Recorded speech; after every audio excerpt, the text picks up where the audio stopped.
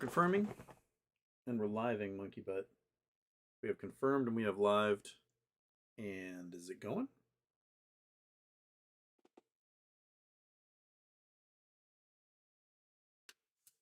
There it goes. All right. Okay, everybody.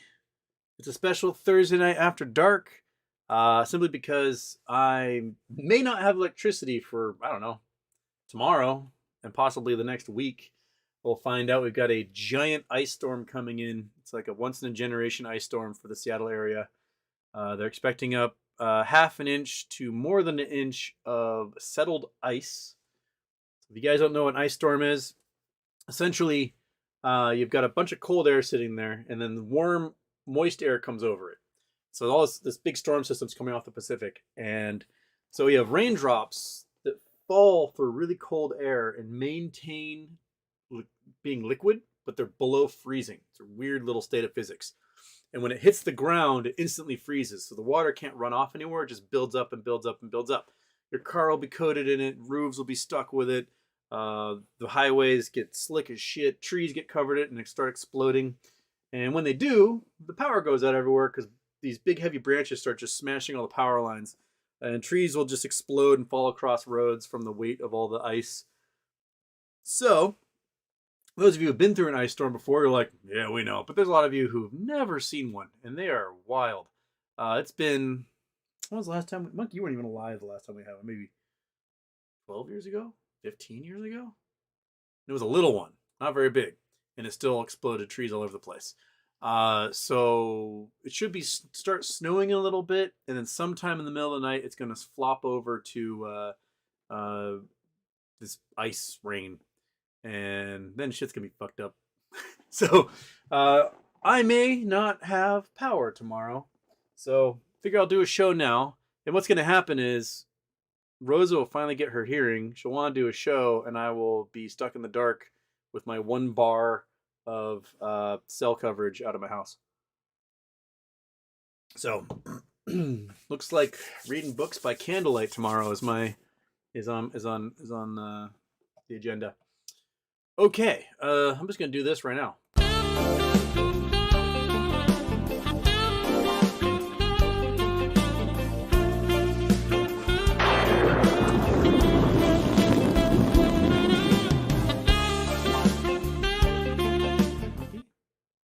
Okay, turn it off. I think this ties our record. I think we're at 11 shows. No double intros. So, all right. The big news of the day is, well, 2 things.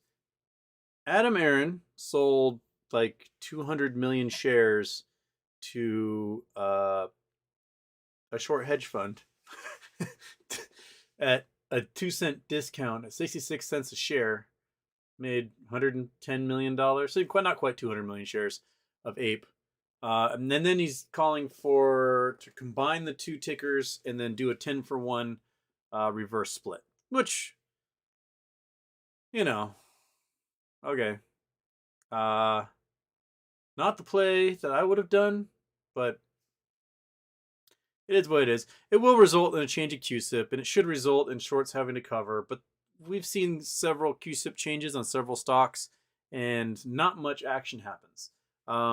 COSM is the only one since Newegg, I think, to really have a rocket due to a QSIP change. So Newegg was a year and a half ago. That was like May 21. And that went from like $4 to $77. So, I mean, I have no idea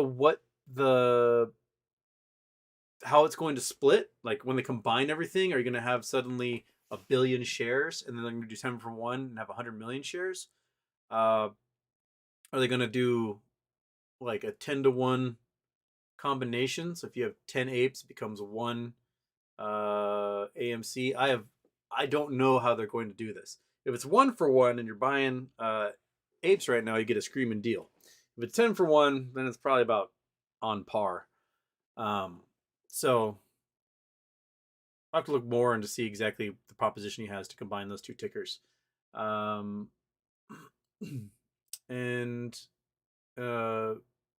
So, you know,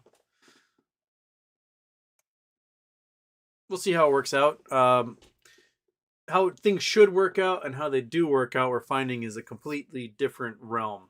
You know, all the little rule books and laws say this should happen and this should happen and this should happen, and then no one does the things they're supposed to, and then everyone sits in like this weird limbo of expecting one thing and getting another. I'm worried a plane might land on your shirt, dear Lord, my man. Hey, this is a gift from a viewer. It is definitely built for someone who's a bit huskier than me. But look at all the Christmas trees on this bad boy. I don't have no idea what's on the back. What's on the back? More Christmas trees. There we go. For Christmas China, it's the holidays, my man. Especially if viewers are giving me just god awful shirts, I gotta wear them because they're so good. Mmm. Mmm. Okay.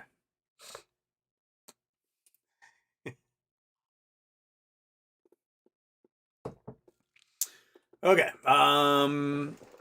Word is several folks with TD Ameritrade have found their NextBridge, or the placeholders for the NextBridge, completely closed out against their permission.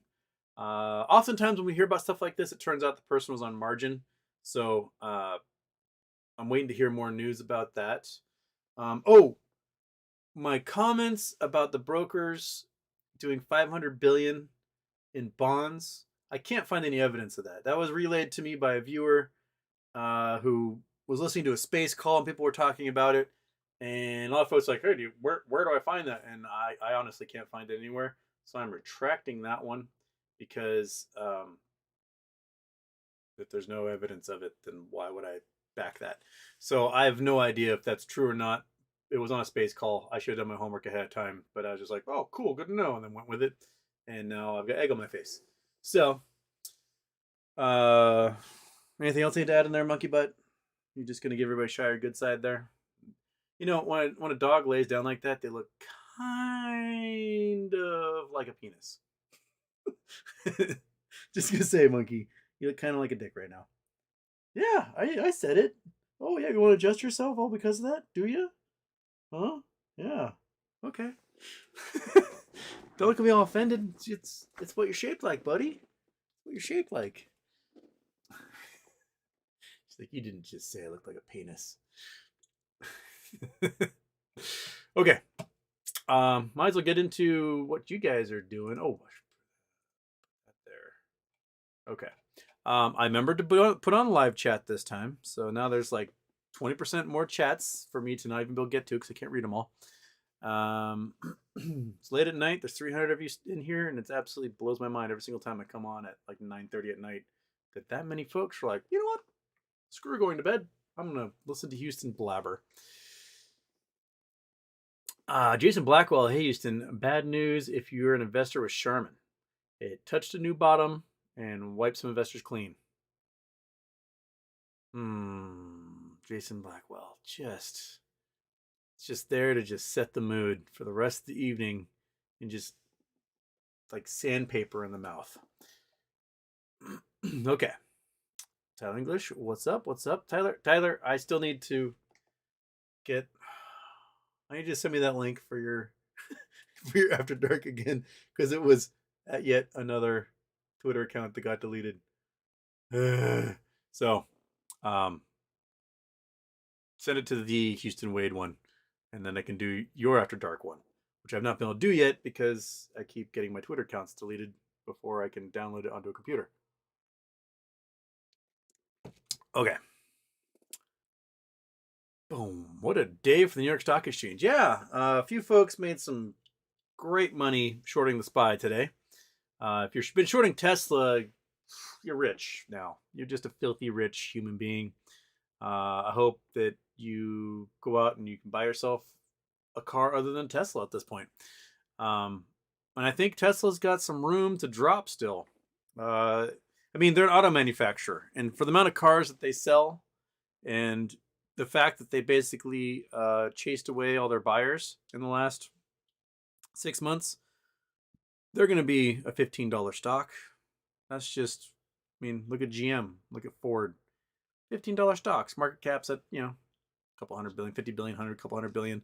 That's kind of where they sit, despite you know, being some of the most important companies in the world, that's just the way that they get treated. So, if you're short in Tesla, I mean, Bill Gates is making a fortune right now. Elon might be really pissed, but Bill Gates' $500 million short position is probably worth billions right now. So, oh well. Okay. Bum, bum, bum, bum, bum, bum. P. Kumar, what would you buy now if you have $2,000? GME or Acme or something else? Well, you can't buy any Acme because buying's turned off. And if they do relaunch trading, my guess is it'll be closed positions only. So the people buying will be the ones that have to buy because they have no choice. The borrow rate on GME is flying right now, which tells me we might get a little push. The waves that they get of the upticks are a lot smaller now than they were a year ago, year and a half ago, because I think they've shorted so many shares out there that they can't afford to have the stock run to $40 or higher right now. That will just push them over the edge, especially if the SPY is in a dropping mode. But you know, I might go for it if I had $2,000 to play with. I mean, also like something weird will happen with Ape. I have no idea what the price will be with the merger and how it's going to shake out, but there will be some FOMO mixed in there, and you can get a couple thousand. You know, you can get probably 3,000, almost 3,000 Ape for $2,000 right now. Goes $4 or $5 a share at some point. Woo! You just bought yourself, you know, a used Nissan Leaf. So, not too shabby.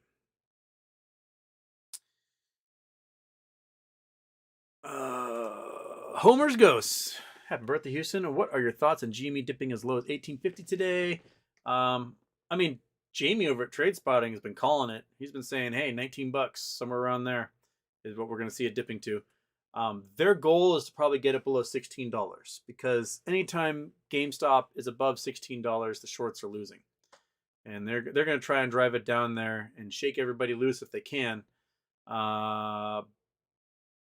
But if they get that thing down to $15, $16, $10, and you know, there's someone like Ryan Cohen who can still buy like what 8-9 million shares. No, it would split by 4. He could buy like 40 million shares now. So he can still get to 19 point whatever percent, almost 20% ownership, and you know he can go in there suddenly and just start buying shares at an incredible discount compared to when he last bought. Was that February or March last year? When he bought 100,000 shares and he showed that he could like move the entire market by doing 100,000 shares through the lit exchanges. So GME seems like a screaming deal right now, especially if they post profit this quarter and say offered a dividend. Comes their earnings January, February, somewhere in there, and they're like, oh, we're going to do a 2-cent dividend for everybody. Even something just minuscule. All of a sudden, like, oh shit, GME's offering dividends. And then the S&P 500's like, ooh, girl, you're going to join us. And then all of a sudden they're an S&P 500 stock. And you don't want to be shorting an S&P 500 stock because that means they're part of the big boys now. You're no longer mid cap. You are major cap at that point.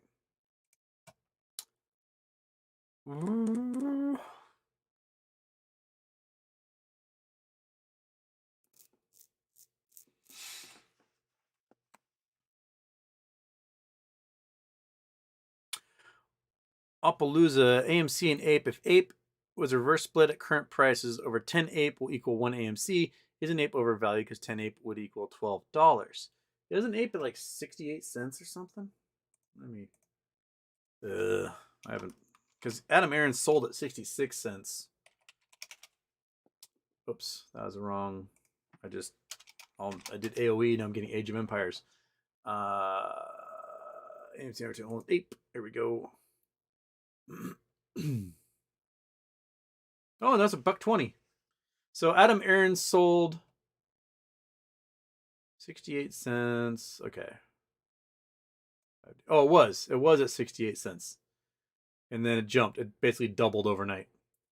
So I think he was counting that 10 to 1 when it was 60 cents and it'd be at $6 and something, which is pretty darn close to AMC. And now it'd be at 12 something. So the deal's gone. It's amazing though that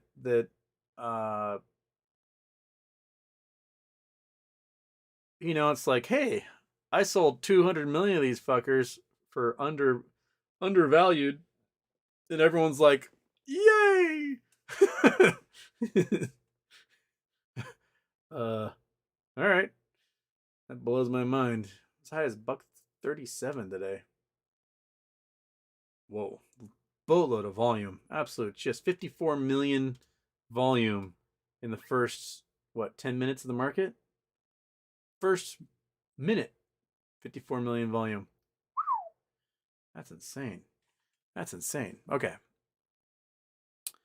Squamps. Houston is so neat. He's like totally a guy who does stuff, and he's like kind of interested in things, varying levels. Well, thank you, Squamps. I mean, you send amazing cat pens, and you can press the cat tail and then write things. So, you know, we all have our talents. Apache Football Films, Houston, by my math, 66% is what shareholder will lose with Ape AMC after covering and split. Can you elaborate? I mean, I haven't really buckled down and done the math on it. But they're taking roughly 1 billion Ape shares, right? And they're making them 100 million Ape shares. And then you're combining them with the current AMC shares, so you end up with a float of like 600 million. And then you reverse that 10 to 1. Is that what he's saying? 10 to 1 for that? Or is it just 10 to 1 for Ape? Is the reverse. And then you get down to a float of 60 million. All of a sudden, that's a really small float. With stock prices, it would be at like $50 in the end. Which gives the shorts a long ways to hammer, but a very small float to play with, which is what GME had going for it before. And with that small float, Adam Aaron could probably do a bunch more convertible bonds and get rid of his debt.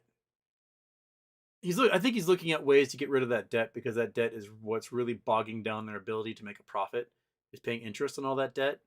I just think like he's doing it in a really hard way, you know? Like, it could have been done easier and made more money and diluted the stock just as much if he had pulled that trigger 3 months ago and sold it for $6-7. Hey, there you go. Dilute the float anyway. Everyone would still be pissed at you. And then you said, we're going to reverse split it. And then, okay. But at least you would have paid off like $3 billion in debt, right?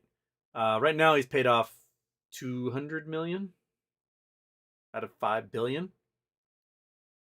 Cool.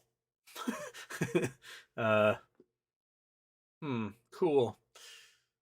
I mean, I think AMC needs like someone who's a little crazy to go in there and do like crazy shit.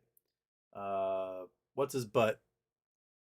What was that guy who used to CEO T-Mobile back when they're in trouble and like totally turned them around and made them kick ass? I want to say John LaJoie, but that's not right, because that's the guy that was on the League. Former T-Mobile, god damn it, CEO. Mike Sievert's current one. John Legere. That's who it was.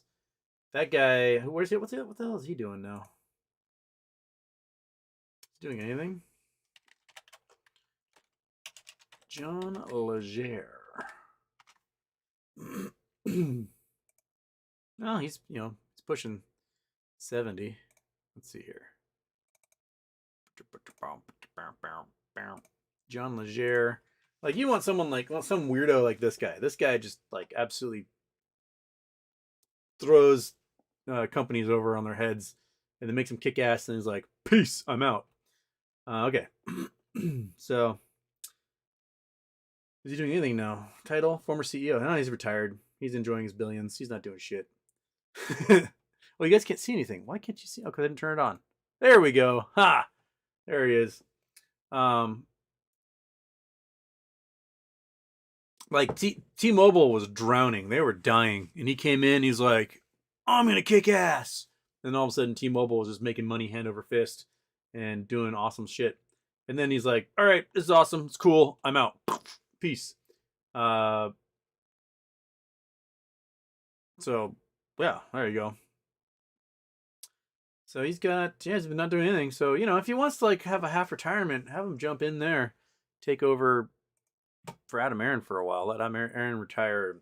I don't know, play golf or something, whatever he might do. Jacob Buss. There's nothing compared to your MMTLP gains, but put this into Ape and let's F these hedgies. I mean, shit, I can lose money in any way I want, so why not?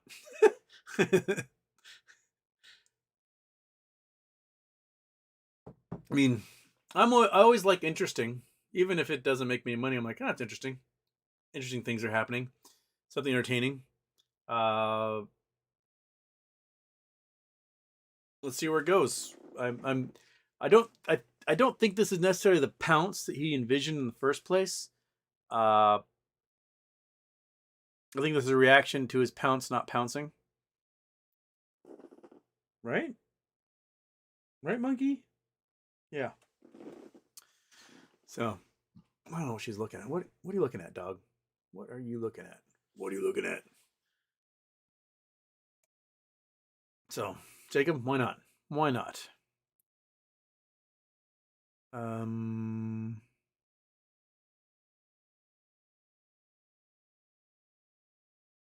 Ideas matter. 7707 Houston. Which is going to be better?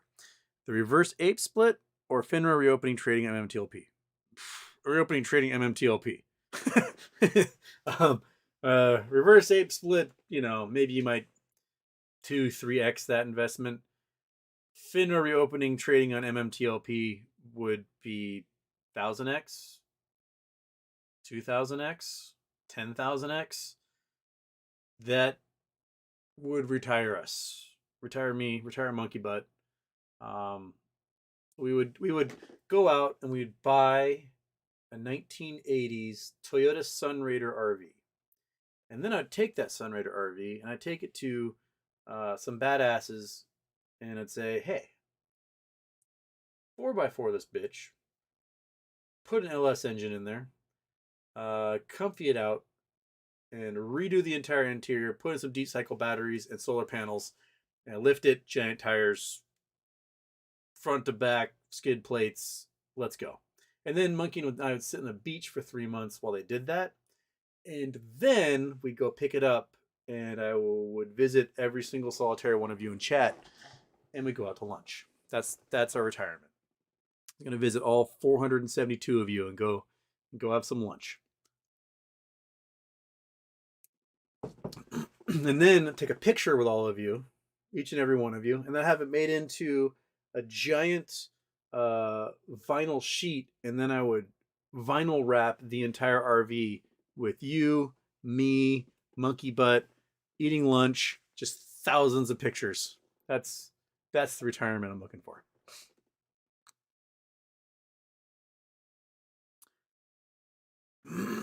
Kelly, KX, Houston, AMC Bigham said he'll start going people's shows now to explain AMC Ape. Maybe you two can help spread correct info. Hope it happens. Your fellow semi-Seattleite Ape. I'll have AMC Bigham's on. We were supposed to do a whole thing about the ISDA thing, and then my Twitter account got deleted, and it just didn't. Nothing happened. Well, he can come on by. I'll shoot him a message and see if he wants to come on.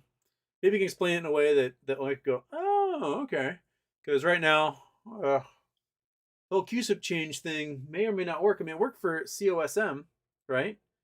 They started flying, but there was also a weird to turn off the buy button. And turning off the buy button works great if there's FOMO, but not great if they've got to close positions and they can't short anymore, right? If they want to short, they need us buying. They can just print shares like crazy and we buy it up and the price gets diluted, right?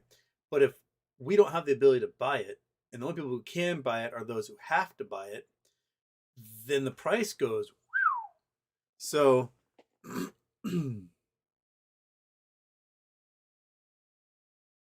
I'd be very curious to see how it works out. I would.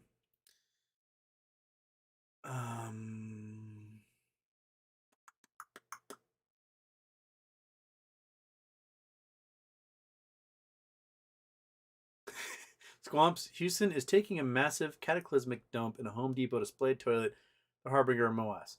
Honestly, might as well try anything right now. It's like a game of baseball. You have all your little rituals and your superstitions, and you got to make if you believe you've got to go take a steamer and a display toilet, who am I to stop you? Like it's that old question. Like, if someone came up to you and said, "I'll give you $1 billion cash to punch your mom as hard in the face as you can," you're gonna think about it. You're gonna be like, "Well, it's gonna hurt. She's gonna hate me for it." But then again, she can retire, have a really nice life. But I might kill her or brain damage her. But it's $1 billion, and you're gonna work this thing. If you honestly believe that for you to moas and retire involves getting an indecency charge from your local police department while defecating in a Home Depot, then you gotta do what you gotta do. So Squamps, get your running shoes on, get some X-Lax. You have to go through that thing quick and then hightail it. Michael Harrow, Ape first converts to AMC 1-1, then reverse split AMC 10-1. New QSIP catches shorts, force closing, short squeeze. Now, if it happens that way and you're getting Ape at $1.20, you are getting a screaming deal, because then you're getting a stock at $5.90 or whatever, and then they reverse it, and it's going to be a $50 stock for every 10 of those you get. That's not too shabby if it happens that way, Michael, because that'll be probably close to 1.5 billion shares, reverse 10-1, give you 150 million float, which is a reasonable float, a reasonable number of trading shares. Then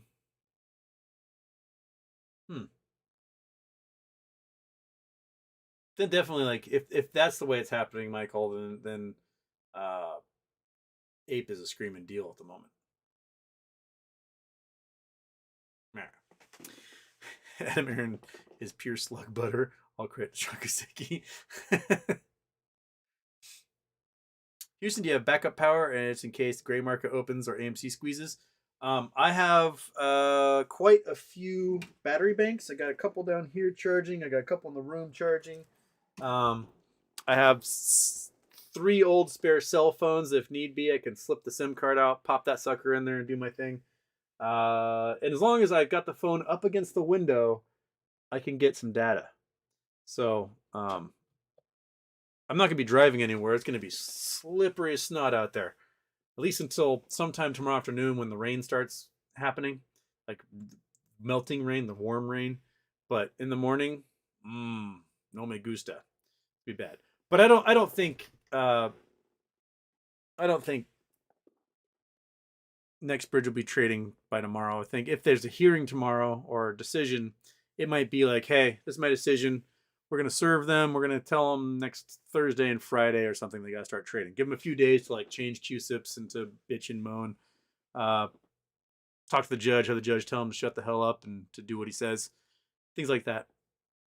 So, yeah.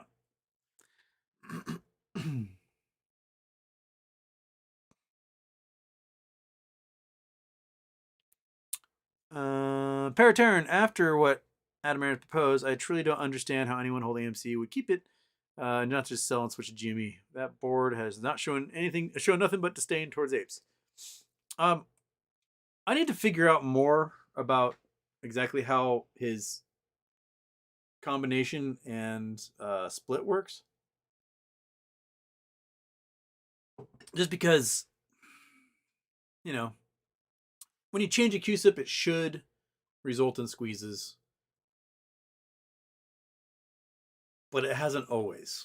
So here we sit, wondering exactly how the shorts are going to get their way out of this. That's what I want to know. Houston, it's from Hoshi. Game Houston, when MOAS or market collapse, I need a vacation. Sometimes I wonder if I'm even correct. Thoughts?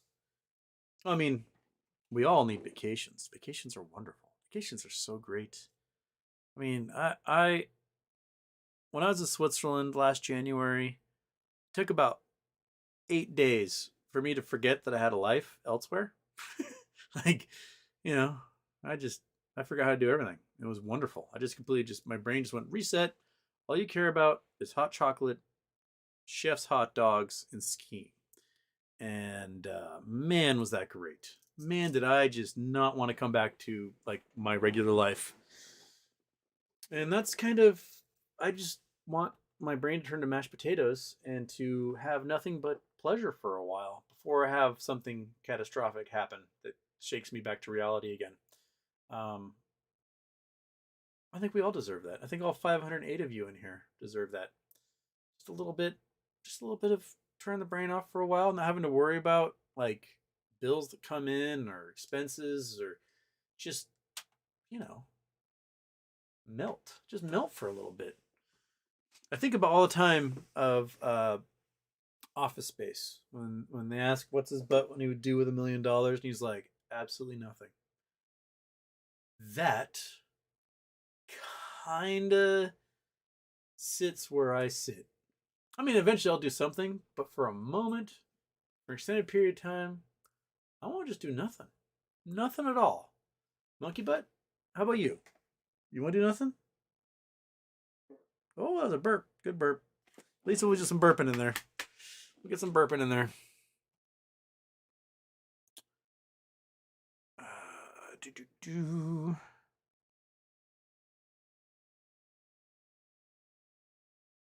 Andrew Stewart, Houston, what happens with desalination of seawater once we start using H3 for energy? Do drought become less of an issue? Ooh, that's a good idea, or a good thought. One of the problems with desalination is just how energy intensive it is, right? There's several ways people they desalinate. Most common is distillation. So you basically boil the water, fresh water comes out, salt gets left behind. You can sell the salt or whatever, but you condense that steam back into water again. You can do it via electrolysis, so you can run a current through the water. The hydrogen breaks apart, the oxygen breaks apart, those float up, you recombine them in an explosion and convert it all again. And there's been some thought about doing electrolysis power plants. So you take energy from the grid, you pump it into the water, right? And then the hydrogen oxygen split apart. You recombine them again in an explosive process and say a combustion engine of some kind, which turns a generator and gives you some of your energy back and fresh water at the same time. I don't know if anyone's actually built one of those yet. I was reading about that years ago as an idea, so that, you know, it's not just a whole bunch of steam that isn't used for anything. And if you're going to be boiling, you may as well be turning turbines and getting some of your energy back, right? So like a desalination plant where your cooling system or your steam plant was salt water, so that everything came from like cooling nuclear power, right? You need to pump steam through there to get some energy. So why not use salt water and then separate the salt from the water and desalinate that way? Well, when you desalinate and you get this distilled water, you do need to put minerals in it. Otherwise, your body can't absorb it, which is kind of weird. Like, you don't want to go to the grocery store and drink distilled water all the time because your body actually won't absorb it. You need salt, some kind of salts in there. And that salt doesn't necessarily mean like traditional table salt type salt, but these little minerals, so that your body goes, wow, I'm going to suck in this thing. So think about that. Paratarian, check out Dr. Becky on YouTube. I think you two could have some really awesome discussions about astrophysics. She has some really cool findings on dark matter. Do it now. I'll talk to anyone about dark matter. Dr. Becky, You want to talk about dark matter? I will break your soul when it comes to dark matter.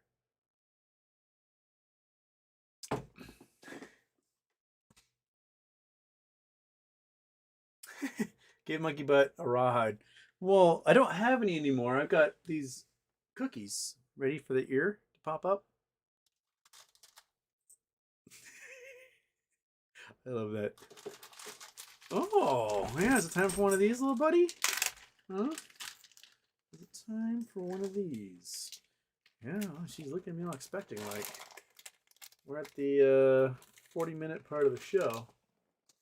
You may as well. You want to come up and say hi? Come on up. Gotta say hi. You want it? Get in here. Get in here. Come on, get it. Get it. Get it. Get it. Get it. Go on, grab it with force. Some authority. Grab it. There you go. There you go. She's too gentle. She's too delicate. She never like bites your fingers. She's just like, You're a good dog. Yes, you are. You're a good little buddy. Oh, just the little crinkles, like. All right, there you go. Where am I? Where was I? The desalination question, Dr. Becky question. BW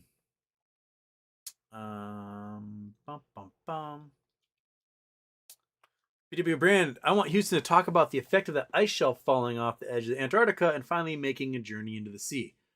Woo! You guys didn't read about that. So we've got apparently 2 to 4 years before the what they're calling a Keystone Glacier breaks in Antarctica, causing a land-based glacier to basically slide unhindered into the ocean. And it's in the West Antarctic Shelf. Gotta go there. Go here.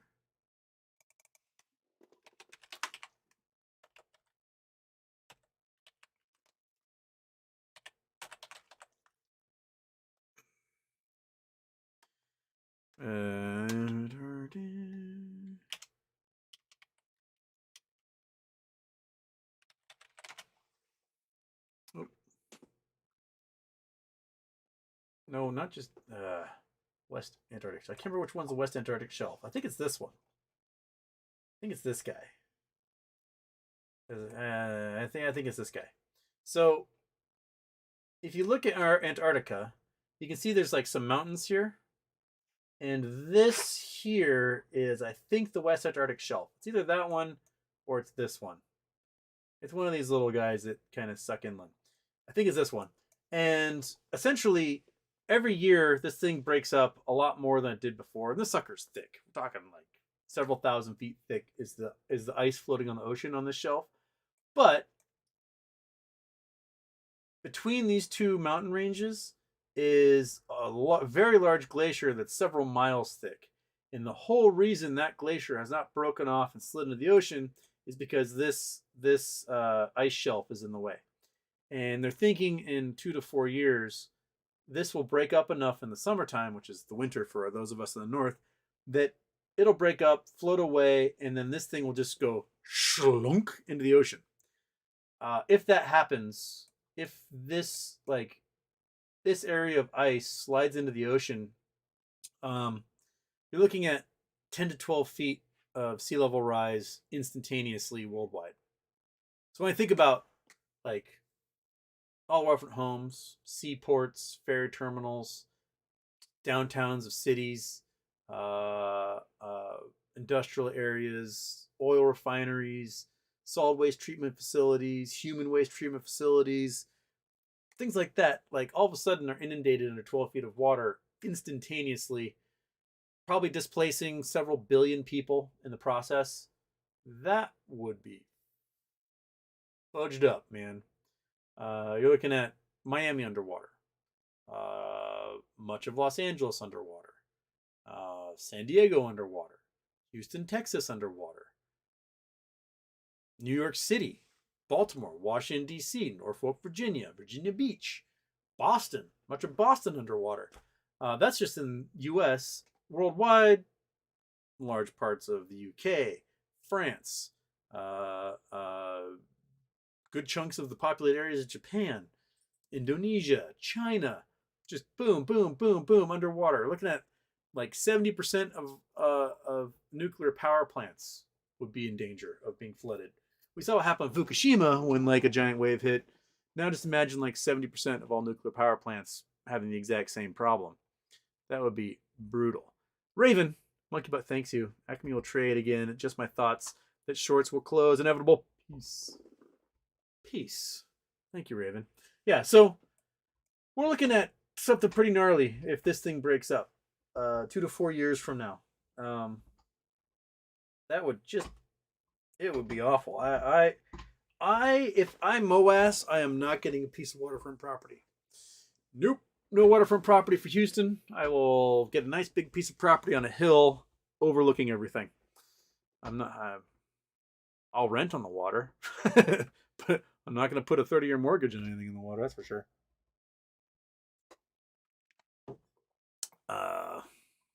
Yeah. Okay.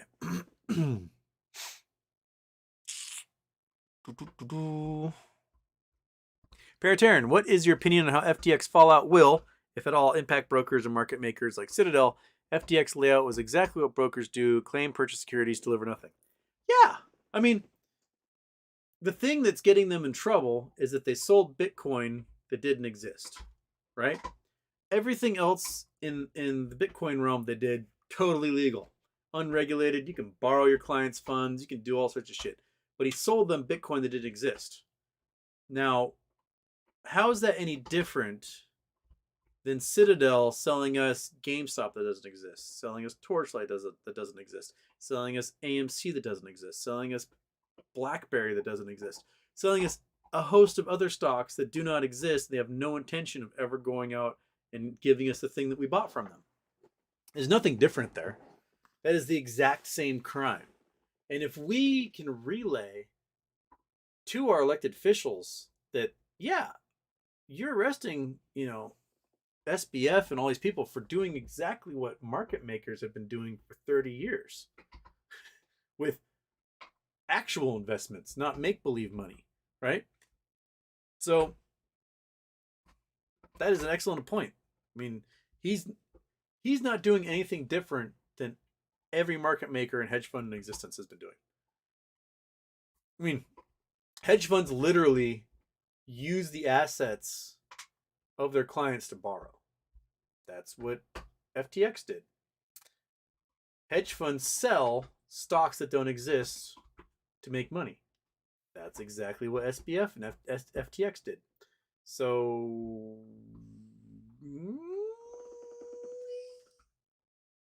kinda, if he just had done it with stocks and U.S. Treasury bonds, he would be okay. He wouldn't be going to prison. But because he did it with make-believe digital currency, now he's in trouble. He just needs to get some. He just needs to get market maker status. If he had been Citadel, he'd be totally fine. He was doing it right. I mean, he's doing it the way he should, which is you buy off all the politicians you can to avoid ever having to pay the piper, which is what all these market maker guys and hedge fund dudes and prime brokers all do. They donate like crazy. They expect to be made, head of the SEC for a while or Treasury or whatever. But he was just a newcomer. He wasn't old hat. He wasn't, pipeline from the Kennedy School of Business at Harvard with a bunch of other douche bros. But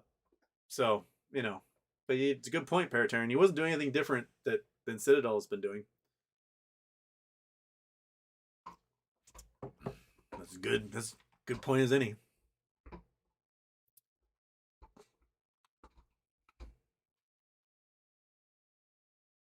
Oh, there goes the reset of the chat. Thanks a lot, chat. Resetting on me while I'm trying to read. I am Jack to the tits. Haha, you're wearing the shit I sent you. That's who sent it. Thank you so much. I love this. I've been waiting for... I wanted to send this to me. It was like June or something when I got it. So it's been sitting there for 6 months, just waiting for the glory that is this. It's also nice and smooth. I like rubbing myself with it.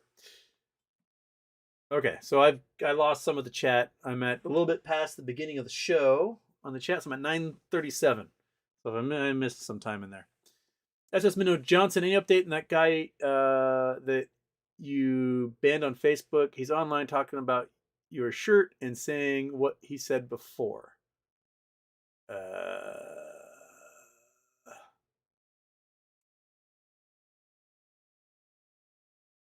Oh, is that the guy that called me Mr. F word? Mr. Maggot? I don't know. I don't know.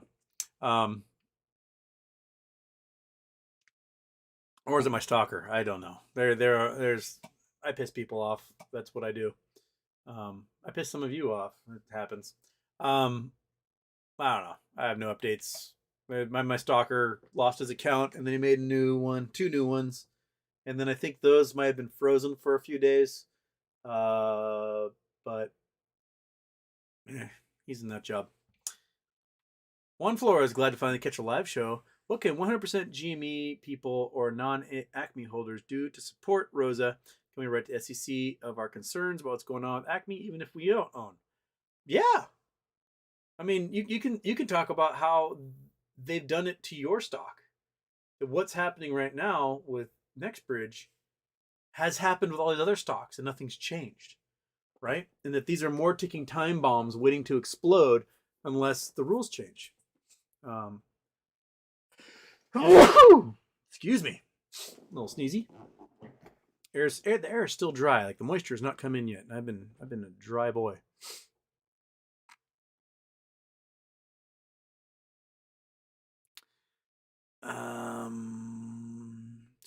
Oh, Wheat Wild, Houston, grease is the answer to everything. No matter what the question is, give Monkey a good scratch for me, please. Monkey butt on the floor. Want a good scratch? Want a good scratch? Oh, what you got in your nose? Oh, it's part of that bone. Yeah, you're a good dog. Yes, you are. It's quite warm in this room. Thank you, Wheat Wild. Wheat Wild really wants me to move to Greece, to like an island, and then enjoy their like 1 month long ski season. It's cheap. Lift tickets are like $8 American to go skiing in Greece. Not too shabby. I can do a season pass like that. It looks like the resorts aren't that bad. I mean, some of them have like 2,000 feet of vertical, which is decent. Gives you a couple of runs. And for $8, you can't really complain. I could ski bum in Greece for a season.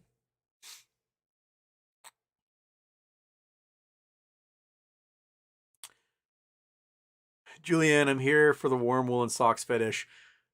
I'm old. Warm socks are sexy. Oh, I got some smart wool ones on today. But remember, feet picks cost you $1. That's what it comes down to. You want feet picks? Gotta pay up. NextBridge shares for sale on eBay. Is that true? I gotta look this up.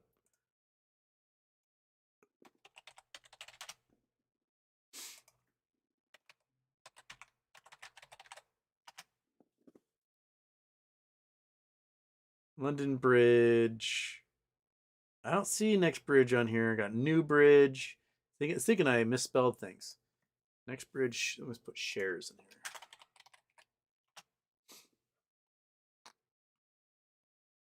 Nope. Oh, that'd be funny though. If we put our NextBridge shares up on eBay, that'd be hilarious. That's one way to do a gray sale, wouldn't be? Right? I kind of like that. I'm going to talk to a lawyer and see exactly how legal that is.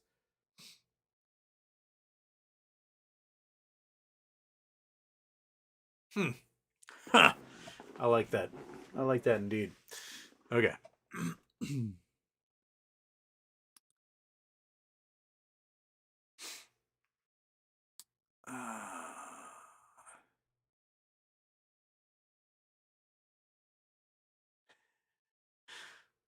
Oh, talking about how you transfer your NextBridge shares on eBay. That'd be. I like that. I like that a lot.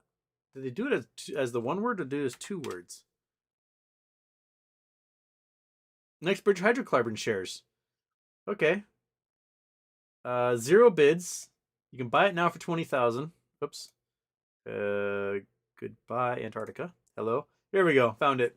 They're doing it as 2 words, not 1 word, even though it's a 1-word company. NextBridge hydrocarbon shares, $1,000, 0 bids. You can buy it now for 20,000. Let's click on it, see how many they have available. 0 bids. How many shares? Subscription. Shares represent a portion of 3.2 billion barrels of oil in a subset of the Permian Basin, Texas, called the Oro Grande Basin. This is the short's opportunity to close their position since FINRA robbed them of the ability to do so, and the brokerage firms are too corrupt to follow the law, which says the books must settle before the private share distributions. There are over 31.5 thousand shares here available. First come, first served. Price goes up the longer you wait. Auctions for individual shares, not the whole batch. Okay, so this folk, Siebel, he's got a good chunk of shares. He's looking to make his 30 million. More power to him. NextBridge IOU is just toilet paper. That's great. 6 are watching. You know what? Add to watch list. There we go. Oh, wants me. I'll do that later. Okay. Shipping and payments. Free shipping. There you go. Sellers not accept returns, so you cannot give them back. I like it. I'm gonna tweet that out.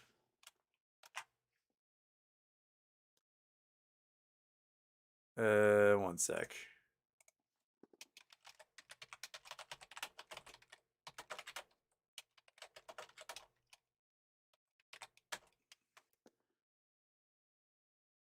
Bam. All right, that's tweeted out because that's funny. Okay. The toilet paper is a nice touch. If one of you are in here doing this is hilarious, and I appreciate it so much. Oh crap! People are sending $1. It's all right. Watch out, monkey. Back up, dog. I've got to prepare everybody here because they want to see the feats. There you go. Got some smart wool going on today. There it is. Ta-da! Smart wool, and that's the right one. And there's the left one. Smart wool away. Make sure you fill your spank bank. It's $1 for each foot. We're good to go. Oh, you guys are so weird. And remember, if you want, it was the night where you guys did the. You want second intros, you got to pay for that too. Oh, you guys are so weird. Okay. It's called a bespoke sale. Is one selling it on eBay and then transferring over an AST. Pronto. I keep hearing a high percentage of gold has already been mined. If so, what is the scale of China's gold production now compared to the gold production in the U.S. a century ago? I don't know how many big mines there are in China. I know the Chinese operate some really big mines in Mongolia. And they've displaced a whole bunch of like nomads, steppe nomads in Mongolia for these big gold mines there. I don't know about Chinese gold mines in particular and how big they are. Most of the big mines I know about are in Russia, Brazil, Australia, Africa, and North America. I'm sure there's large regions in like the Gobi Desert and in the Himalayas where there's lots of gold to be found, but I have no idea what the scale of those gold mines would be. I just don't. Formerly Dr. Stonk, been away at college. Please quickly summarize NextBridge and the chill.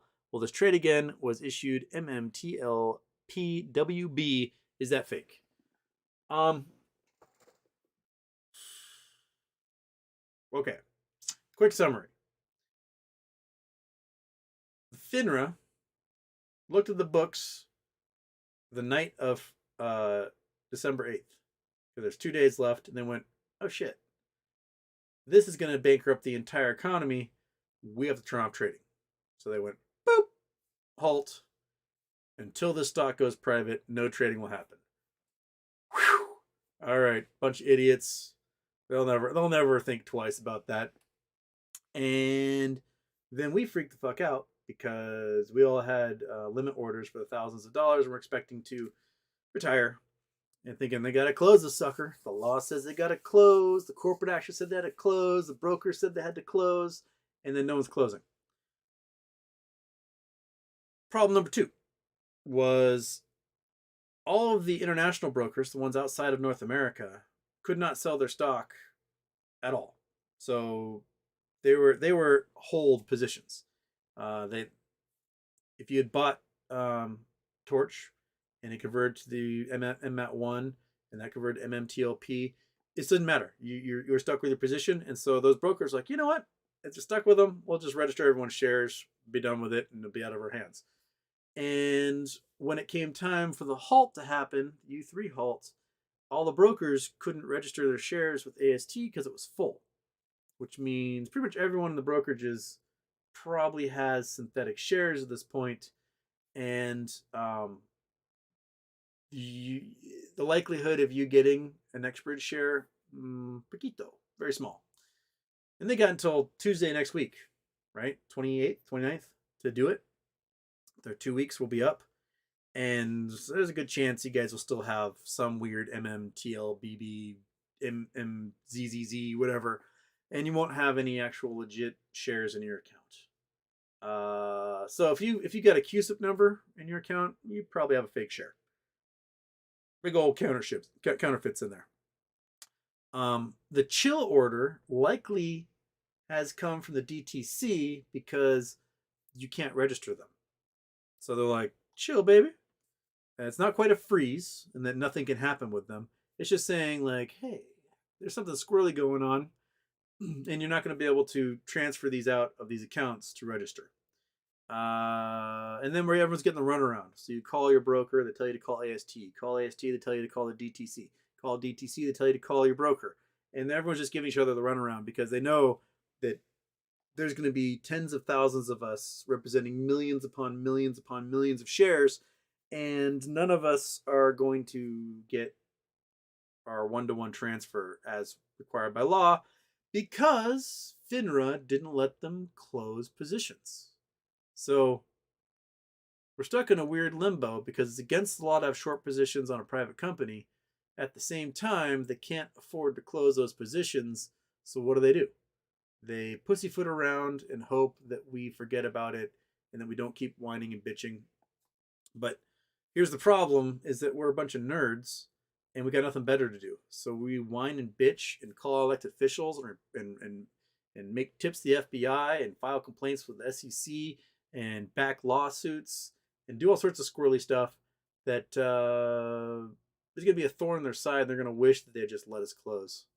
Because if they let us close, it would have been, $1,000 a share, cost them a couple $100 billion. But now it's going to be like tens of thousands of dollars a share. It's going to cost them friggin' trillions.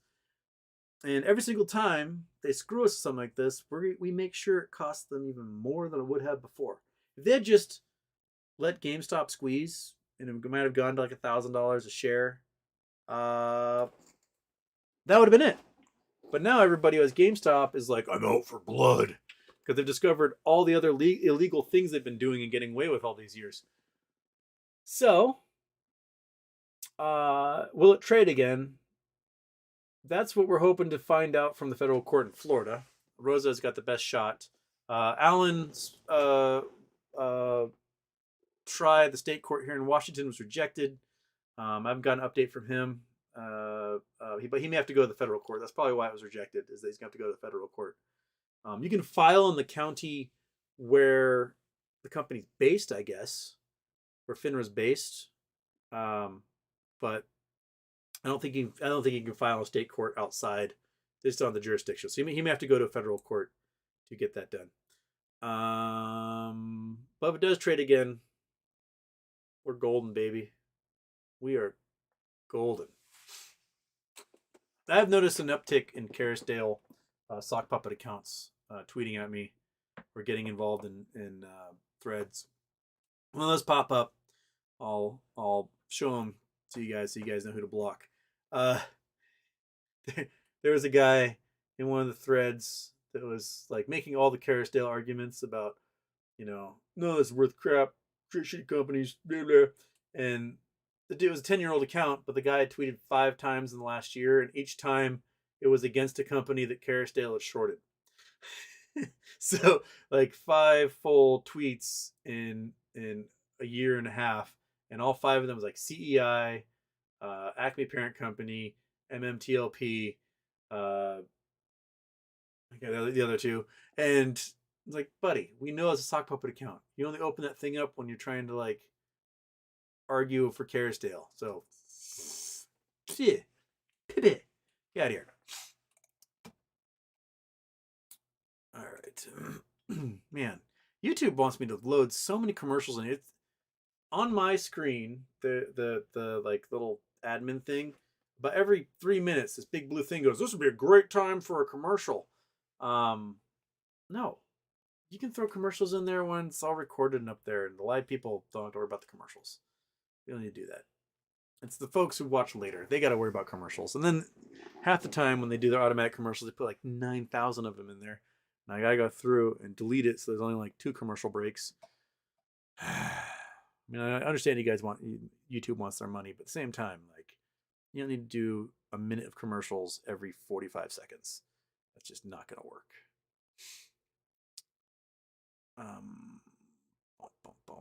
And on C-SPAN, I'm watching the ice approach you on the radar. Wild. Let's look at the weather radar here. Seattle Doppler radar. What we got? Oh, there it is. Okay. So, we got snow happening. So let's see, can we make this bigger? Let's make it bigger. Womp. All right, so I'm right here. Is it snowing out there right now? Is it snowing, monkey butt? I cannot tell. It might be snowing out there. It wasn't an hour ago when I was out there. Still really dry. Still feels really dry right now. But so we got some serious ice coming with these guys. So you can see the Fraser River Valley here, right? A lot of cold air slips out of northern Canada down the Fraser River Valley, dumps out in Vancouver and Bellingham, and then will fill up the Puget Sound. And so you get a lot of cold air sitting here that's come out of northern Canada down this river valley. And so then you have all this warm air from this Pacific Coast storm pushing in, and it's that warm air is over the cold air, and it's precipitating rain, and that rain falls through the cold air, freezes, and goes clack on the ground. So it's producing snow all through this region, but it's coming. It's only a few miles away from us. Woo, baby. Yeah. All right. Okay. Let's play. Dun dun dun dun dun dun dun dun dun. Oh, we're so close. It's almost a Bremerton. Oh, it's getting there. It's getting there. Oh boy. Oh, what? You like the song? Is that what you liked? Did you like the song, buddy? Dun dun dun dun dun dun dun dun. Oh, you're such a good dog. Yes, you are. You're just a good dog. And you just want your close-up. That's what it is. See, look at your close-up. Your close-up's happening right now. That's what you wanted. That's what you wanted, yeah. Okay.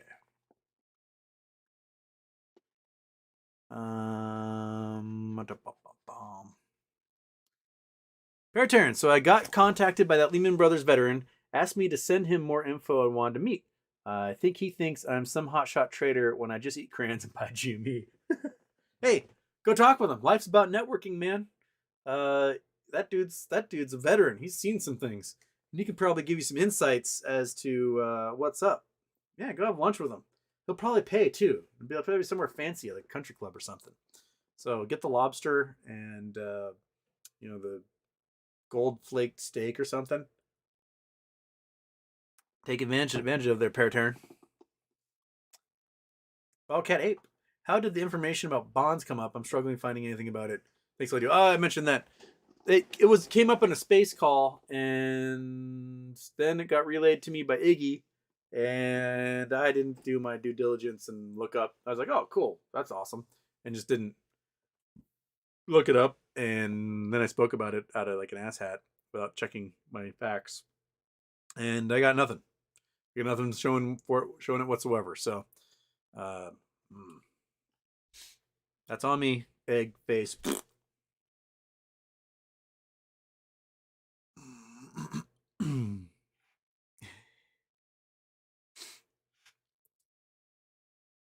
Broke Nation, thanks for what you do. Houston, I'm in South Carolina. South Carolina? I've been to South Carolina so long. I've been there since my sister was stationed there, like 2002. Last time in South Carolina. Broke Nation question: are you at liberty to tell us what your brother's opinion is and what he thinks will happen with NextBridge? I mean, he's out of the loop to begin with, and then I can't tell. Then I wouldn't be able to tell you anyway if he did know anything, because that's totally like the other side. He's focused on like making sure machines produce stuff, and he has no idea what's happening when like the finagling of company things. So no, I know he owns some because he went out and bought some because he watched the show, but that's it.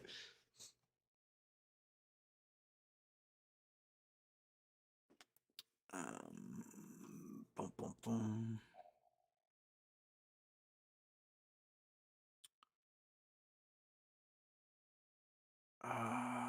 Dun, dun, dun, dun.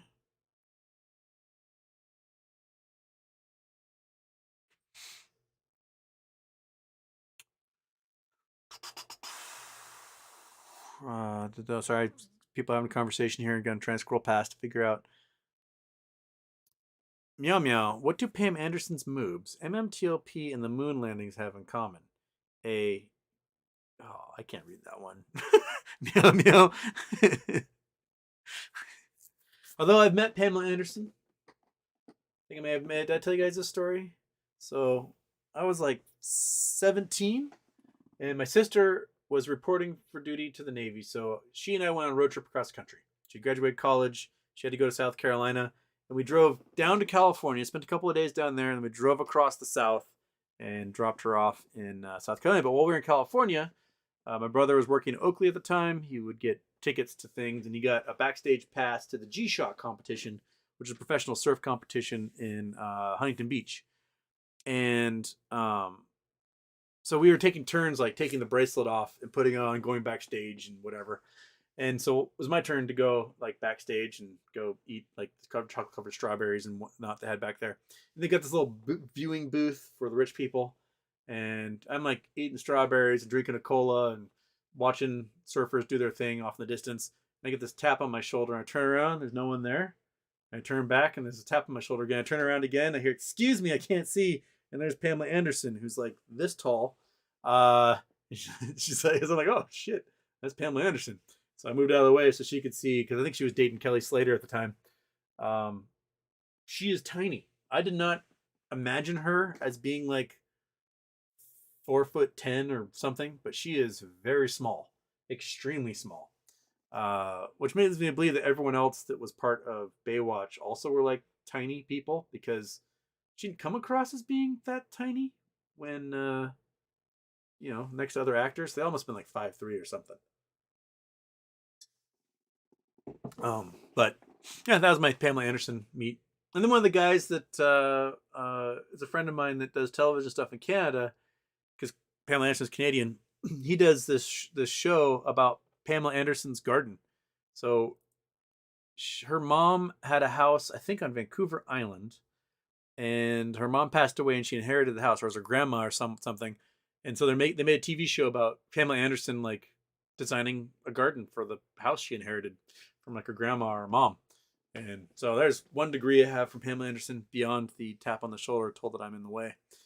But yeah, I'm not gonna read the rest of that joke though, because it's inappropriate. Okay, if you're gonna get me to read that stuff, you have to make it a little trickier. What? What? Why are you staring at me like that? Why? Why are you staring at me? Are you being a greedy dog? Is that what's happening? Being a greedy dog? You don't need to be a greedy dog. You just sit there. You just sit there. Yeah. Raven, Houston just gave my dog a pig ear, Houston. I believe your fur baby is only dreaming of one. You must not pry monkey, but yeah, she's right now, she's totally wanting one real bad. Real Kelly Reed, happy birthday, Merry Christmas, Houston, and Monkey Butt. Is it me or does meme stock, short stock seem to be the analogy to the meteor from Don't Look Up? Kinda. I mean, it represents a cataclysmic explosion that. What? What? Yeah. Yeah. Is that what? Is that what? Are you? What are you doing? What are you doing, monkey? No. I know. You want to go out? I know you. I want to go outside right now because I bet there's like coyotes yelling out there that you can hear and I can't. But here we sit. We're stuck. We're stuck for another 50 minutes, dog. 50. Can you hold it for 50 minutes? Can you wait for 50 minutes? I bet you can. I bet you can wait for 50 minutes because you're a good dog. Yes, you are. You're a good dog. You're a good dog. Yes. Okay.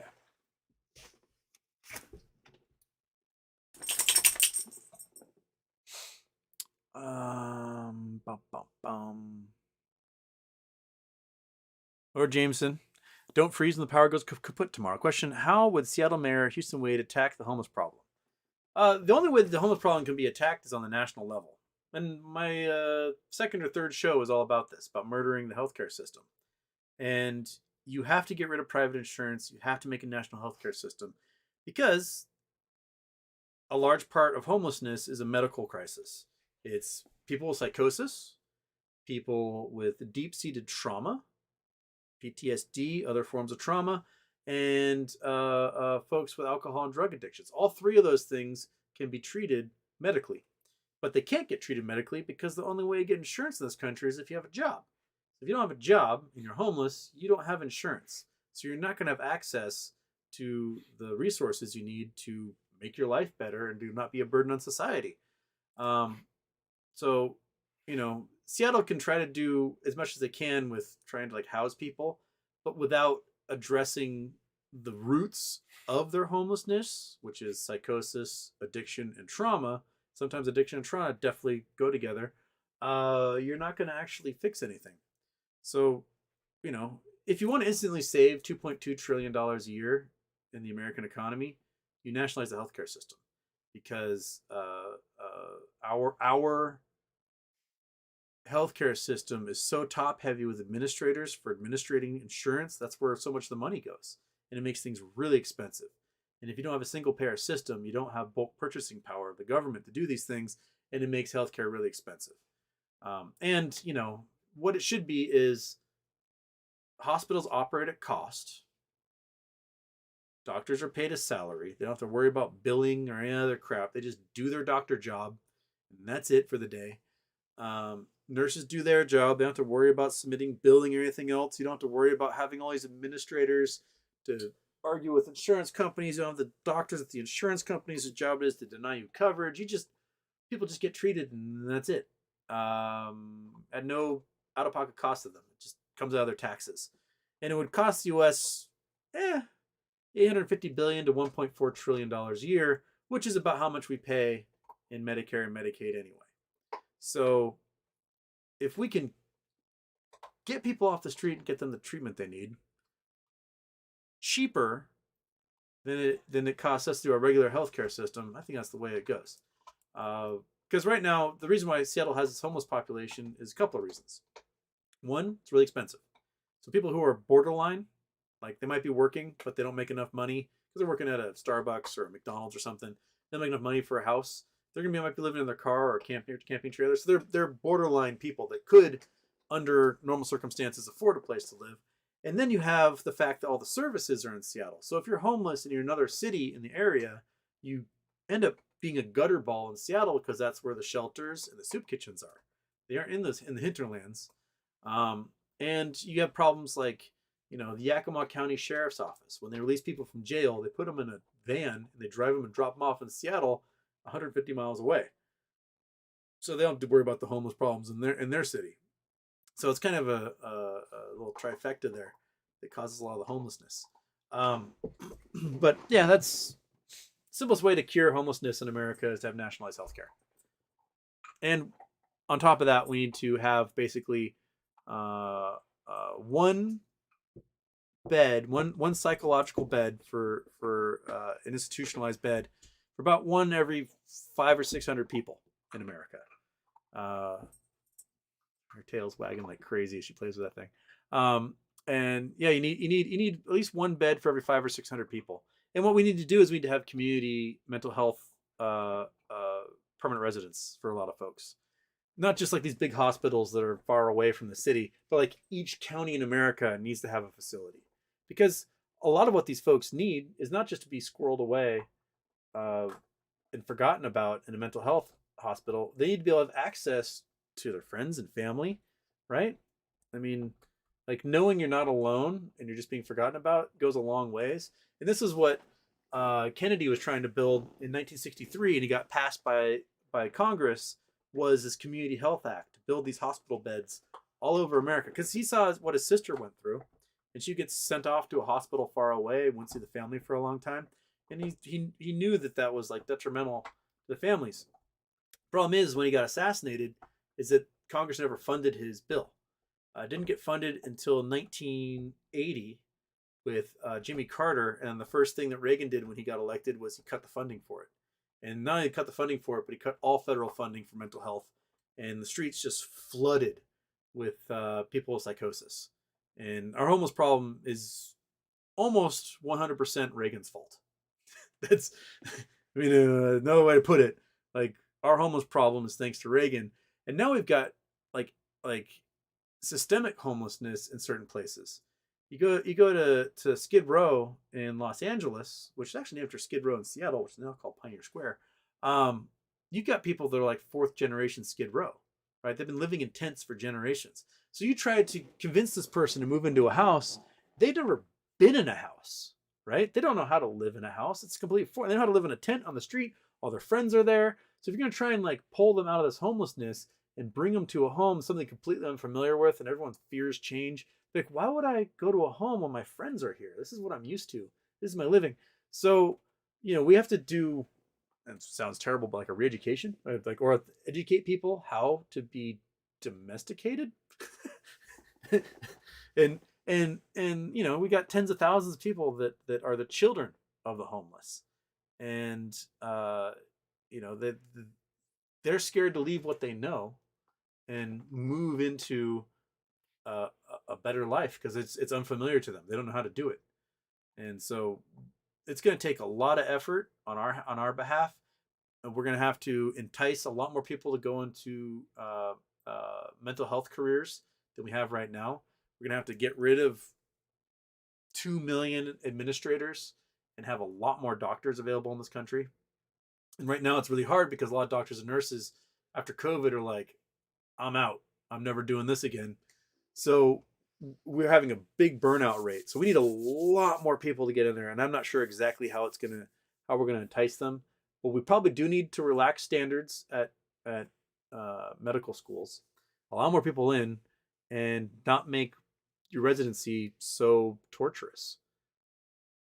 8 hours a day, 5 days a week, that should be residency. Shouldn't be 24-hour shifts and people, having mental health problems because they're in residency. Make it easier. That work for everybody? Okay. James Head. Merry Christmas. What better gift could you ask for than watching the divorced Emerald Mine inheritor capitulate and get chewed out on Twitter Space after Twitter Space this season? Yeah. Elon is getting lit up. And a lot of his fanboys are turning on him because Tesla stock is just crashing so hard. Oh my goodness. It's down below 130. People were like pulling their hair out at 160 earlier in the week. And now it's at 127? What's that? What is it at? We got the radar here, and it's let's see if the radar and see what's closer. Where are you?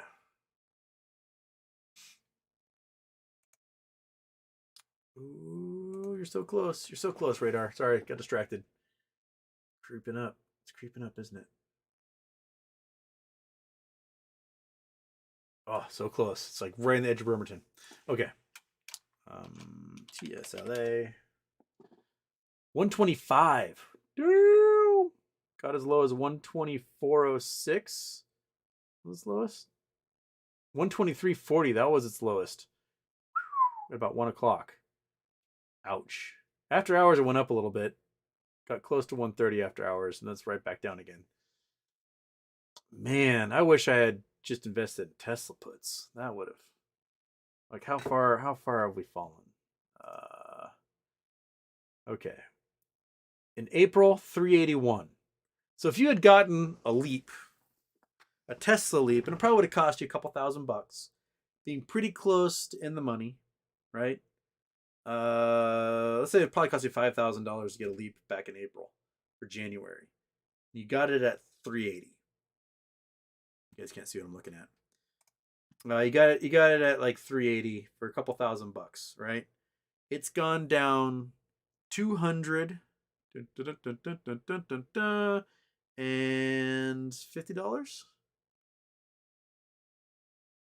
$255. That would be $25,000 a put. So you turn $5,000 and $25,000 off of that sucker. Not too shabby. Well, you probably would have gotten to here and you'd be like, oh shit, I just made 10 grand and sold it. And then it would have gone up again and you would have bought another one here and done another $15,000 off of those. So, man, if you had puts on that, you'd be just making bank right now. Okay.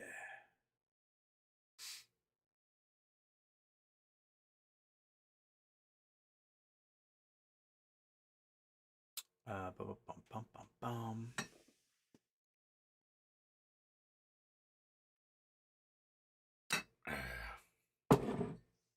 Okay.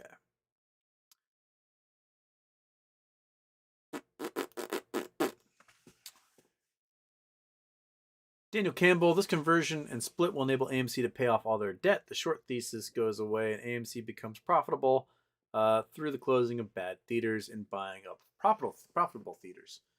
It's possible. If they can get the number of shares out there to 100 million and the shares trading at $50 each for a little while, they could dilute that again at $50 each.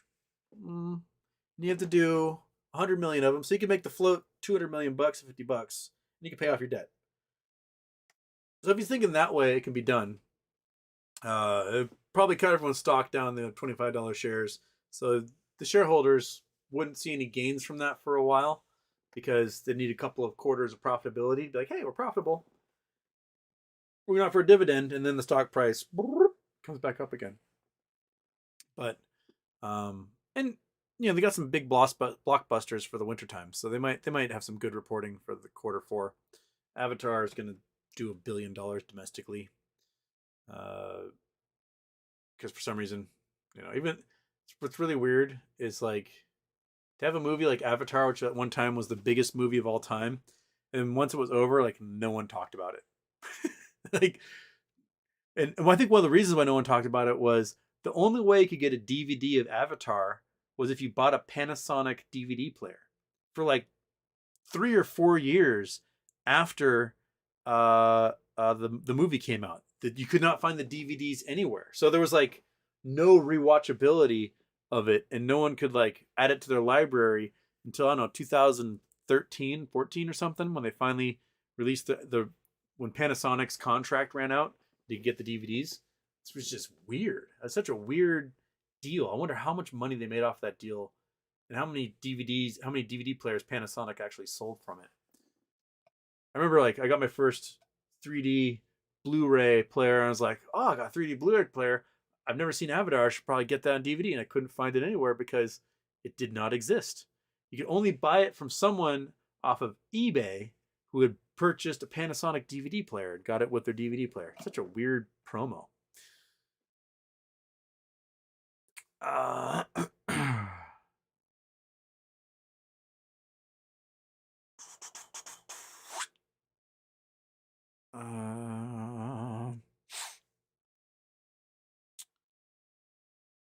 Okay. Conversations. I was talking about having egg salad for lunch. Talking about Japanese curry, chicken katsu. Japanese curry is so delicious. If you haven't had Japanese curry before, go get some. It's delicious. Head out to wherever your teriyaki place is, wherever tempura fried place is. Sometimes they have it at sushi places. Um, get some Japanese curry. It's really, really, really good.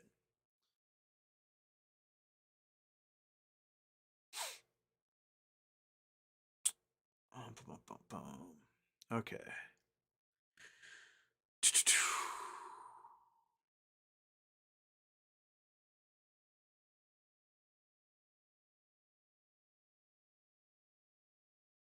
Bum, bum, bum, bum, bum, bum.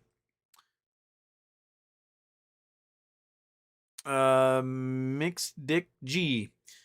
Do you know why Al from Boston had an interview with Byrne, and from the beginning he told him the solution for AMC would be to move it to T0, but there's been no effort to get AMC to do that.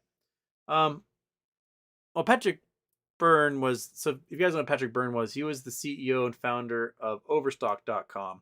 And for years, he was like, they're illegally shorting me, they're illegally shorting me, they're illegally shorting me, and everyone was listening, and no one was listening, no one was listening. And so he eventually, to trap the shorts, he did a crypto dividend. And it caused a squeeze on a stock in, what was it, like August 2020, I think, is when they had the squeeze. And the stock price went to like 100 and whatever dollars. And the shorts sued.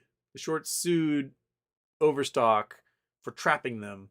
And the court ruled that you're allowed to trap shorts, basically. Like the Overstock owes it to their customers to try to get them the best stock price they can, or does the shareholders get the best stock price they can, and that if the shorts are going to try and manipulate the stock price down, they can try to manipulate the stock price up, basically, with something like the T0, the crypto dividend.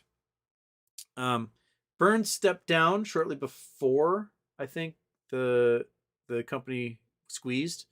And then Byrne is kind of super MAGA. He was doing weird meetings with Trump about like, declaring martial law and whatnot. So he's got his own issues, but he wasn't wrong about the company shorting Overstock. He was not wrong about that at all. AMC could do a crypto dividend with T0. Why not?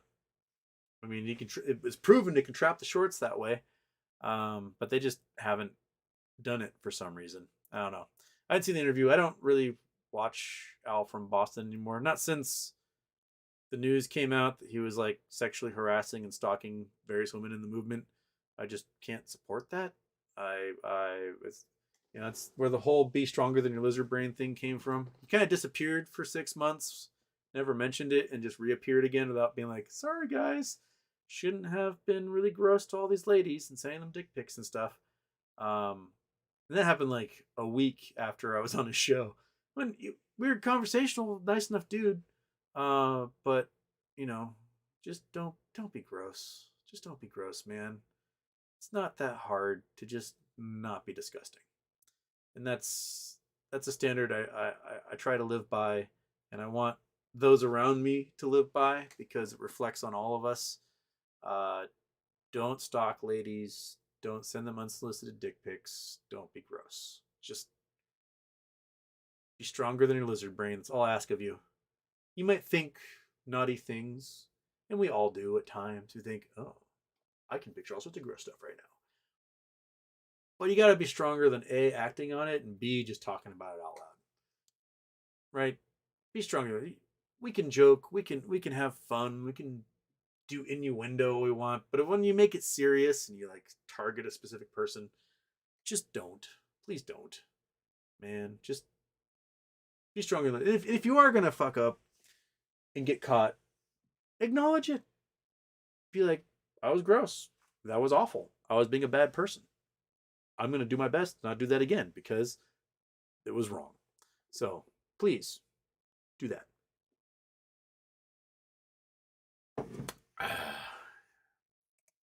Bithead, occupier of VWAP Pontiff.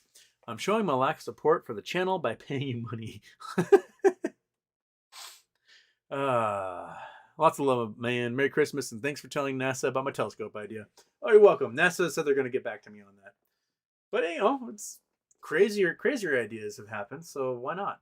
I do kind of like that, like guerrilla style way of doing a telescope magnification, and it'd be kind of a hilarious way to try and extend the life of the Hubble Space Telescope, wouldn't it? I like it. I like it. Okay, we're 11 o'clock. Got half an hour. Monkey butt. Got half an hour. Woo! By then, the weather might be coming. I'm gonna pop that radar back up here again, so it's in the corner, and I see it and go, "Ooh, here it comes." I kind of want to step off the back porch and see it freezing rain. When I was at school at Lewis and Clark in Portland, we had walked to a bar. It's maybe a mile away from campus. We walked to a bar. We're inside having fun, playing billiards or whatever, and a freezing rainstorm came through. And when we came out of the bar, we could not walk back to campus. There was like a 10-foot hill, maybe 50 feet from the bar we had to get up to get onto the street. We couldn't do it. We couldn't get up there. There was like 50 of us, and none of us could get up the hill to get back to camp. We're slip sliding all over the place. We're trying to like shove people sliding up the hill. What we ended up having to do is we went down into this gully, which was dangerous because the trees were like exploding all over the place. And we had to climb up the foliage up a ravine to get up into a cemetery, which then was pretty much level all the way to the campus. But even then, we were slipping, eating shit, just bruising the hell out of ourselves, and it took forever to get back to the campus. And then the next day, we had baseball practice, and there was like 4 inches of ice on the tarp on the baseball field. We had to break that sucker apart with pickaxes. Our entire practice was spent just trying to get the tarp off the field. And by the time we finished, it was like dark, and we were miserable, and we didn't get any baseball done. But hell, we had one hell of a workout. Yeah, freezing rain is just crazy. I kind of want to watch it happen in the backyard for a little bit. So my guess is, with the way this radar is going, oh, no, it's still snowing here. It kind of pushed back a little bit. Put that on play there. Oh, it looks like it pushed back a little bit here. See if we can get in here again for you. Okay. Yeah, it was like right at the bottom where Bremerton and Port Orchard is down here. And then kind of pushed a little bit back to the west again. Interesting. So it must still be snowing out there. Huh. And the winds right now in the Columbia Gorge apparently are like hurricane force, because this is really huge high pressure, and it's just funneling down the canyon and out to the ocean. So there's like crazy winds just roaring down the canyon here. That's where everyone does all their like kiteboarding and stuff, because it's like the windiest place in the world. So just crazy weather. Crazy weather. Let that sucker go. See if it has any changes there.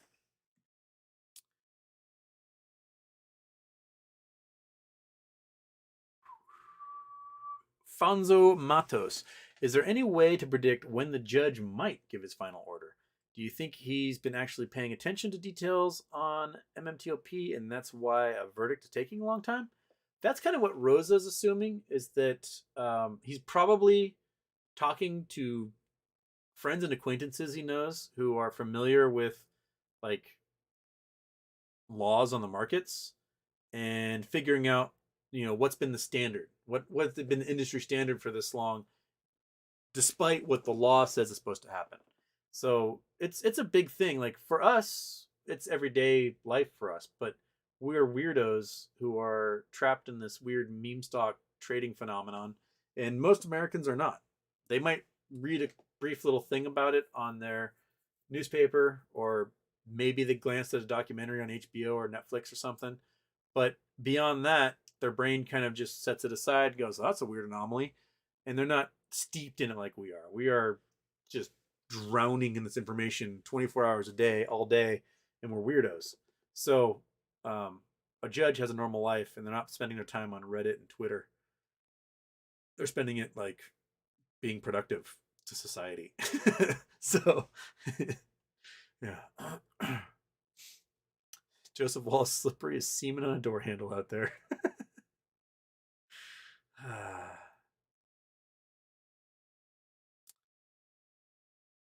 Okay.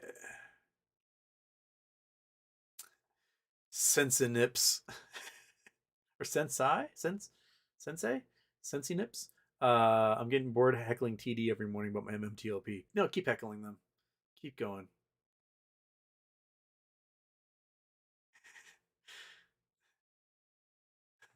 Sungyeon. Oh, Houston, I love your shirts. Exchange with one MMTLP. You want to do a shirt for an MMTLP? I might be able to swing that. We'll see. I have to come over and figure out which one.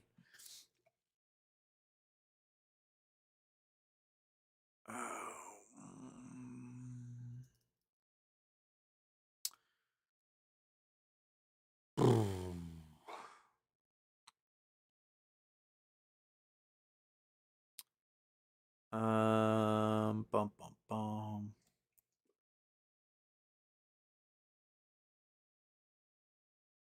Kind of scrolling past the convos.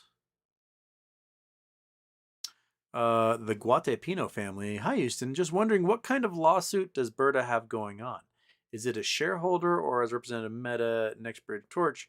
I'm a bit confused on his lawsuit. I don't know exactly what his lawsuit entails either. I've not seen any details of it. I don't know if he's doing it as an issuer, which is what he was when he was still on the board, or if he's doing it as a shareholder. Now he stepped down from his position. I'd be curious to see how it looks. I think his may be a bit more extensive than what Rosa's looking for. Rosa's just looking for return to status quo. Basically, they injured us by taking away trading. They have to do 2 more days of trading. That's basically what she's asking for. I'm not sure what Berta's looking for.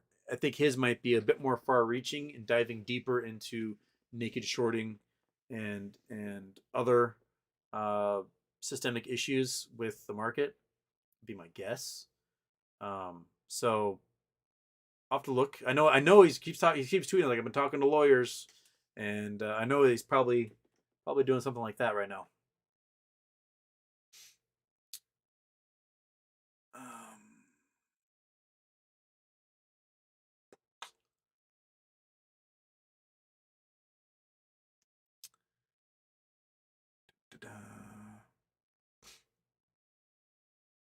Daniel Wissington, when does gray market start?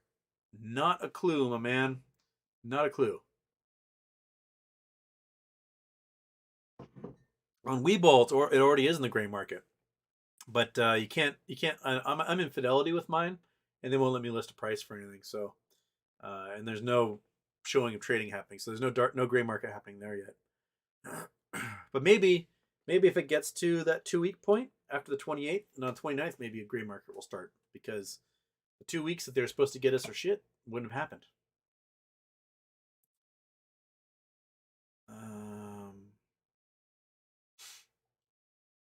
Iggy Damone, Houston. The last time I lived in Washington, 2007, there was a monster ice storm that took out everything for 2 weeks. It was gnarly seeing those pops of blue in the trees taking things out. That was probably about when it was. 2007 when the last big one. It usually happens in the South Sound, like near Olympia. When it does happen, we haven't really had one this far north since about 2007. I think it was the same year that we had the Pineapple Express that dumped like 18 inches of rain. I was in this weird limbo where the University of Hawaii hadn't given me my diplomas yet, and I refused to pay my student loans until I got my diplomas. So I was like, I had to like eventually threaten to sue the University of Hawaii for not giving me my diplomas, and they did. But I was taking community college classes, and I had tried to drive out to Bremerton to go to one of my classes, and it started dumping, and I couldn't get further down the highway because the highway was flooded. So I turned around, was coming back home. It's like December 07.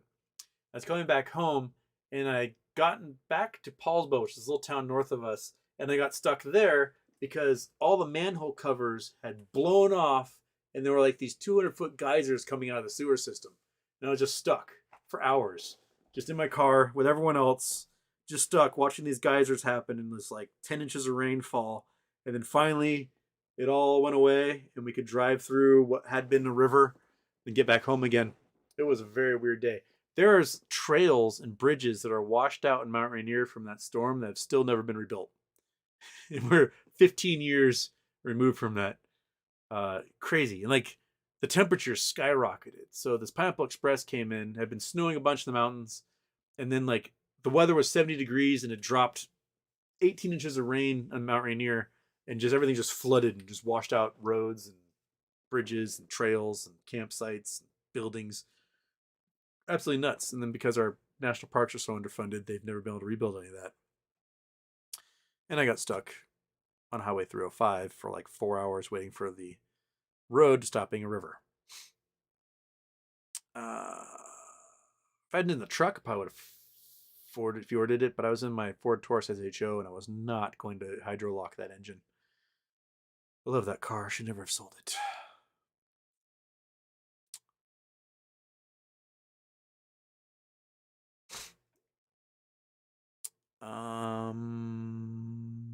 Okay, now the point where I just talked about the ice sheet falling off of Antarctica. Everyone's talking about New York underwater, Florida underwater.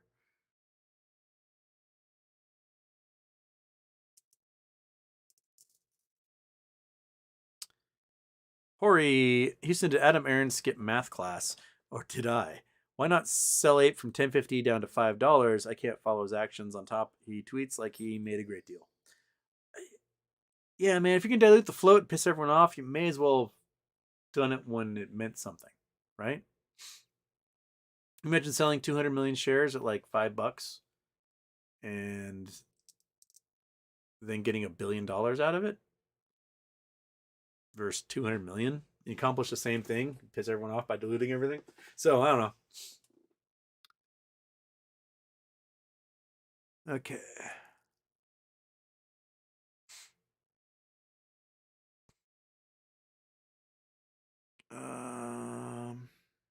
I feel another sneeze coming on right now. It's really driving me up the wall. It's not happening. Come on. Just sneeze it out, Houston. You got it. Where am I? Where am I? I lost it. This chat just reset again, so now I am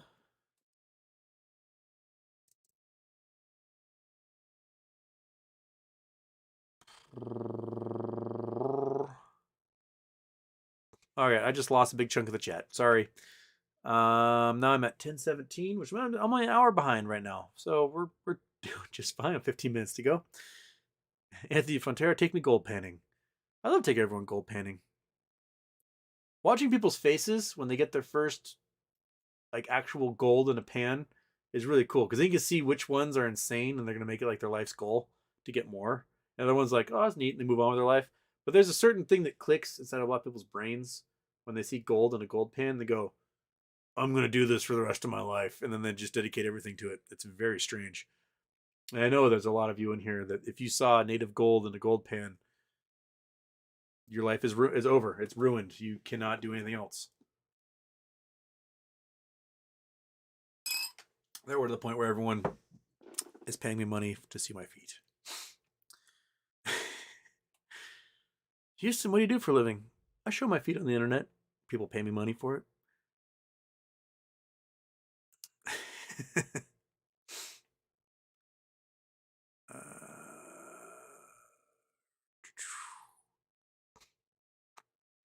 Siebel's in the chat. He is. Oh, there you are.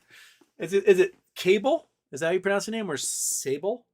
Good job, buddy. Doing the eBay thing. That's hilarious. I love it. And it's been retweeted out now. So anyone who's not watching the show right now is like, what? You're now a hero. Good job. Sable, Cable.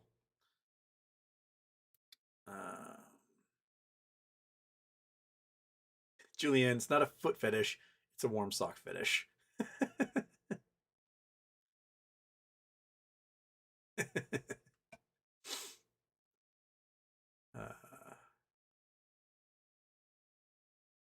Scott Chocolate, hello from the Philippines. Hey, Scott Chocolate.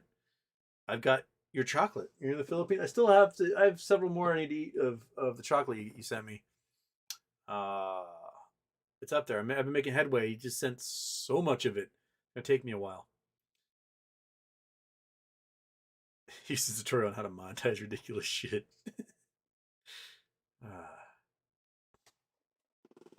It's as good as money, sir. Those are IOUs. Go ahead and add it up. Every cent is accounted for. Good old Dumb and Dumber.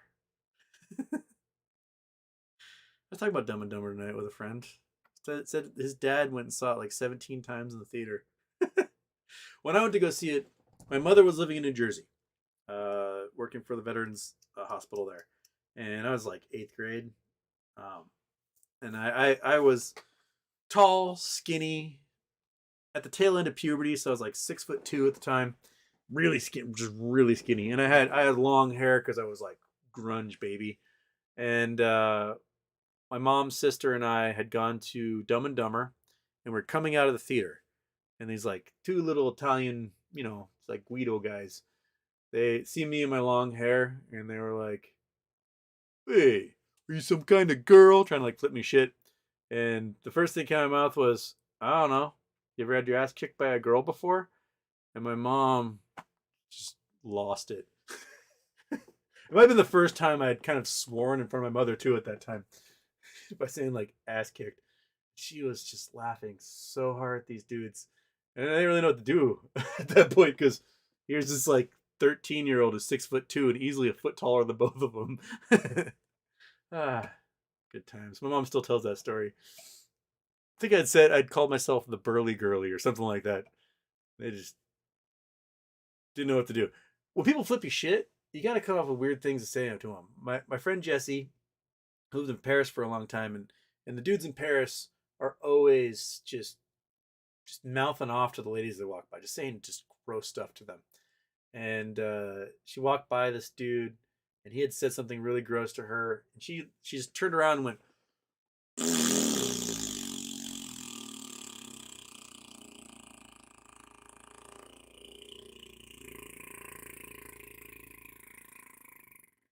to him.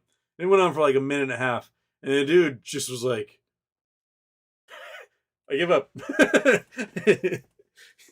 So if you're into France and you get accosted by some Frenchman on the street, use that one. They don't know what to do after that.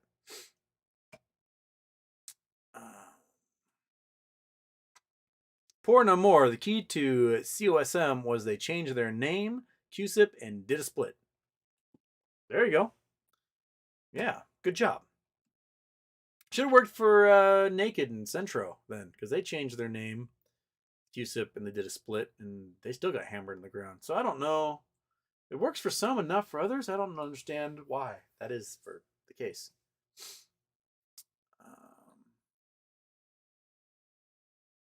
Fonzo Matos, I want to ask him an honest question. How do I do that? You type it here. Fonzo, lay it on me.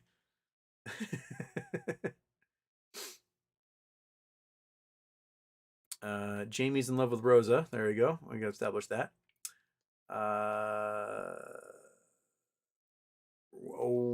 Whiskiz Yo. What do you think about GME being debt free, cash flow positive, being led by a business superstar like Ryan Cohen, and what he did with Chewy previously, and AMC having none of that pedigree? I mean, GME is in the better spot, hands down.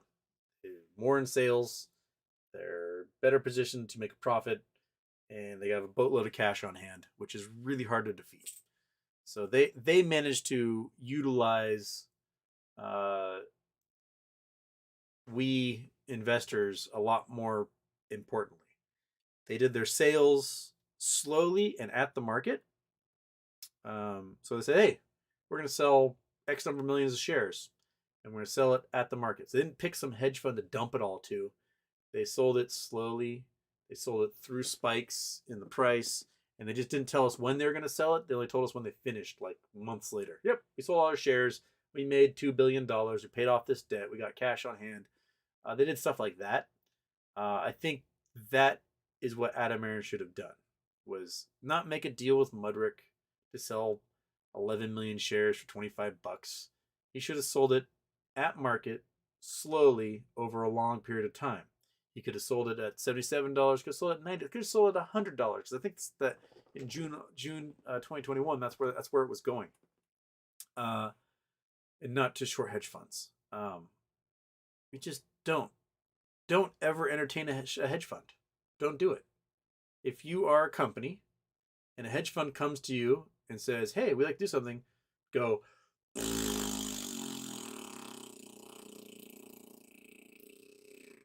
Because a hedge fund is no better than a chirping Frenchman on the street. Just don't ever pay attention to them, ignore them, tell them to go eat a bag of dicks. And then talk to your investors. Be like, hey, investors, you care about this company. What shall we do? Would you like more shares? Let's get you some more shares. And your investors will go, oh boy, and jump on board that. But if you talk to your mortal enemies and you keep appeasing them and doing exactly what they want, you're going to hurt your investors in the end. So don't hurt your investors. That should be stamped on their foreheads. Backwards, they can read it in the mirror. Or on Zoom. Because Zoom oftentimes flips everyone's screen. Okay. Fonzo Matos, I can't see your question. I think your original question got cut off when the chat reset when I scrolled down too far. So you're welcome to throw it in there again. Hopefully I'll see it.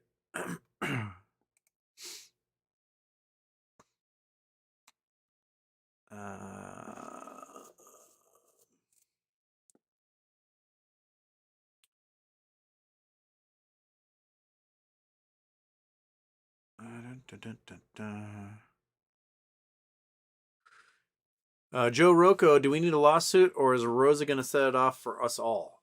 I honestly still don't know if Rosa's going to set it off. I sure hope she does, and I think she has a good chance. She put a pretty solid case in there showing that what they did was against their own rules and the laws and the orders that were made by the SEC and others. So, and she's not asking for damages, which is important because FINRA is immune from damages. You can't sue for damages at FINRA, and you can't do discovery in a lawsuit for damages from FINRA. That's something that should also change in with Congress, is that they should remove some of that immunity that they have so that they can actually be accountable. But what she's asking for is in her restitution is for them to do their damn job, basically. Like, it says this is the outline of their job. They didn't do that, and they put their thumb on the scale and hurt investors in the process. And I think that's a good way to do it because it gets around that immunity they have from suing for being sued for damages.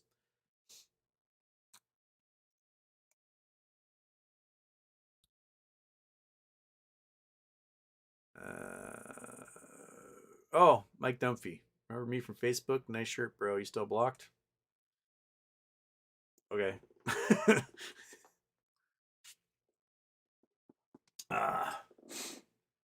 Yes, I am still blocked on Facebook for another 4.5 days. It happens. They love to block me for the most innocuous things. The most recent thing is that a dude on the Facebook Wall Street bets called me Mr. Gay slur. And I reported it, and Facebook was like, there's nothing wrong with that. Doesn't go against our terms of service. Why are you complaining to us about it? So I took a screenshot of them saying there's no problem with this and the comment that was made, and made a post like, basically Facebook's moderation screwed up. This is an obvious slur, and Facebook has no problem with it. Facebook then took the screenshot of what that guy said to me, attributed it to me saying I was using hate speech, and then put me in a 6-day ban on Facebook for what that guy wrote that I had reported, and they said there's no problem with it. Seriously, I want someone competent to make a social media platform. Just come on, just one competent person be in charge of any social media. Like Tom, why did Tom have to sell out to News Corp? I know he made his nut. He made $500 million selling MySpace, but he was the last competent CEO of a social media company, and we could really use him coming back and just being a hero for a little bit. He did volunteer to take over Twitter, and then Elon ignored him because he doesn't want to. He knows if he selects Tom will like turn that place around in no time.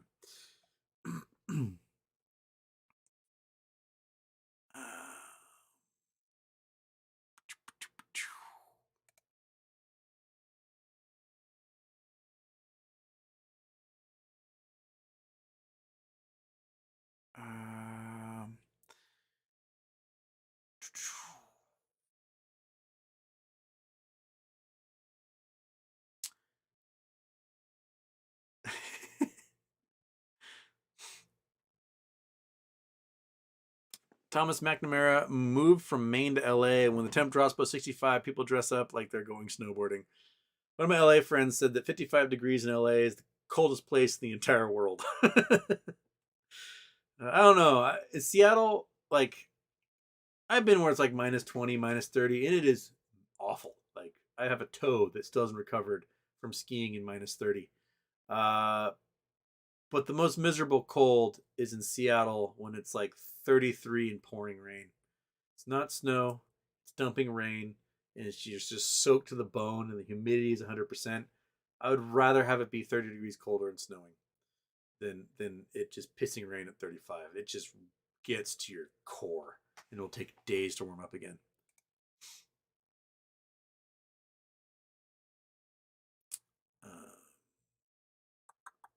Alex F. will lose power tomorrow in Washington, and MOS will start. That's probably how it'll work. Joshua GME, how much for a cake fart video? What? I don't even know what that is.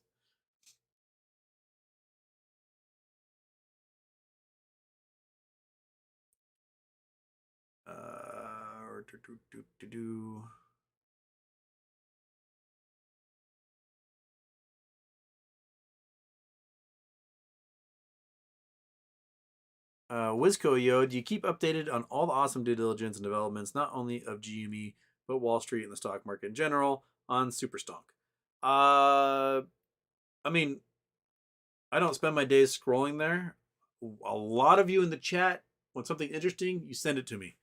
And that's usually how I end up finding out about it. Because I get so many messages from you guys every day. Like, just okay. Like I get so many messages from you guys every day, just a ridiculous amount of messages all day, every day, in several different formats.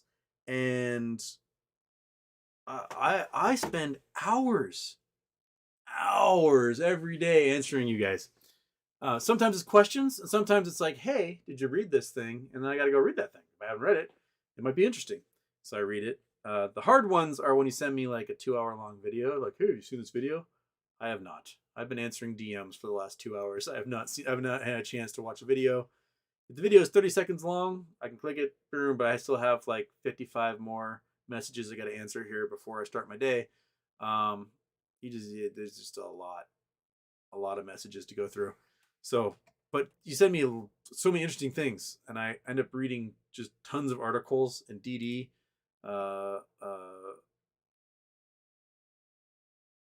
All sorts of stuff. Okay.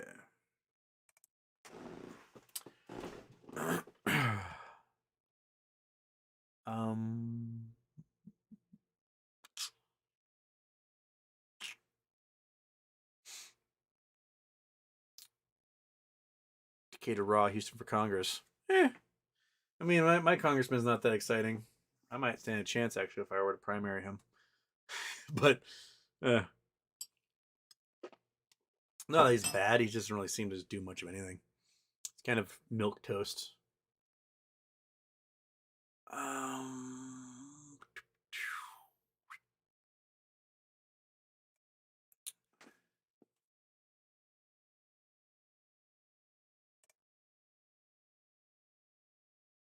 Mike Dunphy, Houston, is your roommate your husband? It's okay to say. I mean, I got 3 roommates, my man. No, I not none of them are my husband. I'm not so lucky. Or wife for the other one. Except that she might be non-binary now, so maybe they. I don't know what to call that. Okay. Some of you just doing some really bad, gross jokes in the chat. Justin J. Pam is 5'7", is kind of tall. There's no way Pamela Anderson is 5'7". She is tiny. She was a gymnast. There's no way she's 5'7". Google might say she's 5'7". I'm going to get Pam Anderson next to Tommy Lee. Let's see where picture. First day next to Tommy Lee. Images. Because Tommy Lee's 6 foot something, right? That's her bent over. Leaning against him. She's got to be in heels in all these pictures. There's no way she's that tall. Like here she is. Next time, how tall is Tommy Lee?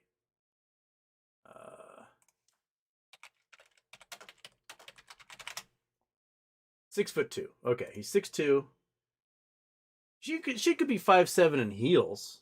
She's wearing like 6-inch heels, but she is short. She was very short. She seemed extremely short to me. They might be shoeless here. I don't know. She's kind of pill on the. Yeah. Man, they do have a lot of pictures of them just looking real gross with each other, don't they? It reminds me of those pictures of what was the joke someone had? It was like Machine Gun Kelly and Megan Fox and Kim Kardashian and Pete Davidson, and then there was one other guy and his girlfriend. It was like line cook boyfriend, bartender girlfriend. Same energy. Okay, we're 11:30. I'm gonna scroll down to the bottom here, try to get one more for you guys, and then I'm gonna go watch some freezing rain outside my window.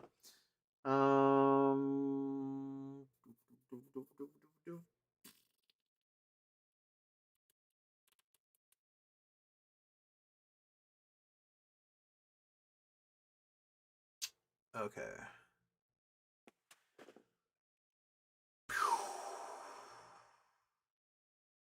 Let's get find a good question here at the bottom. One more to end on, monkey butt.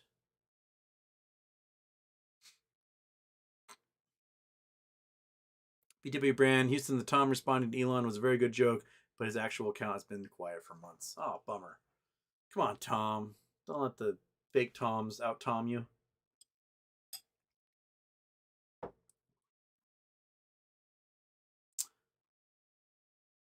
Okay.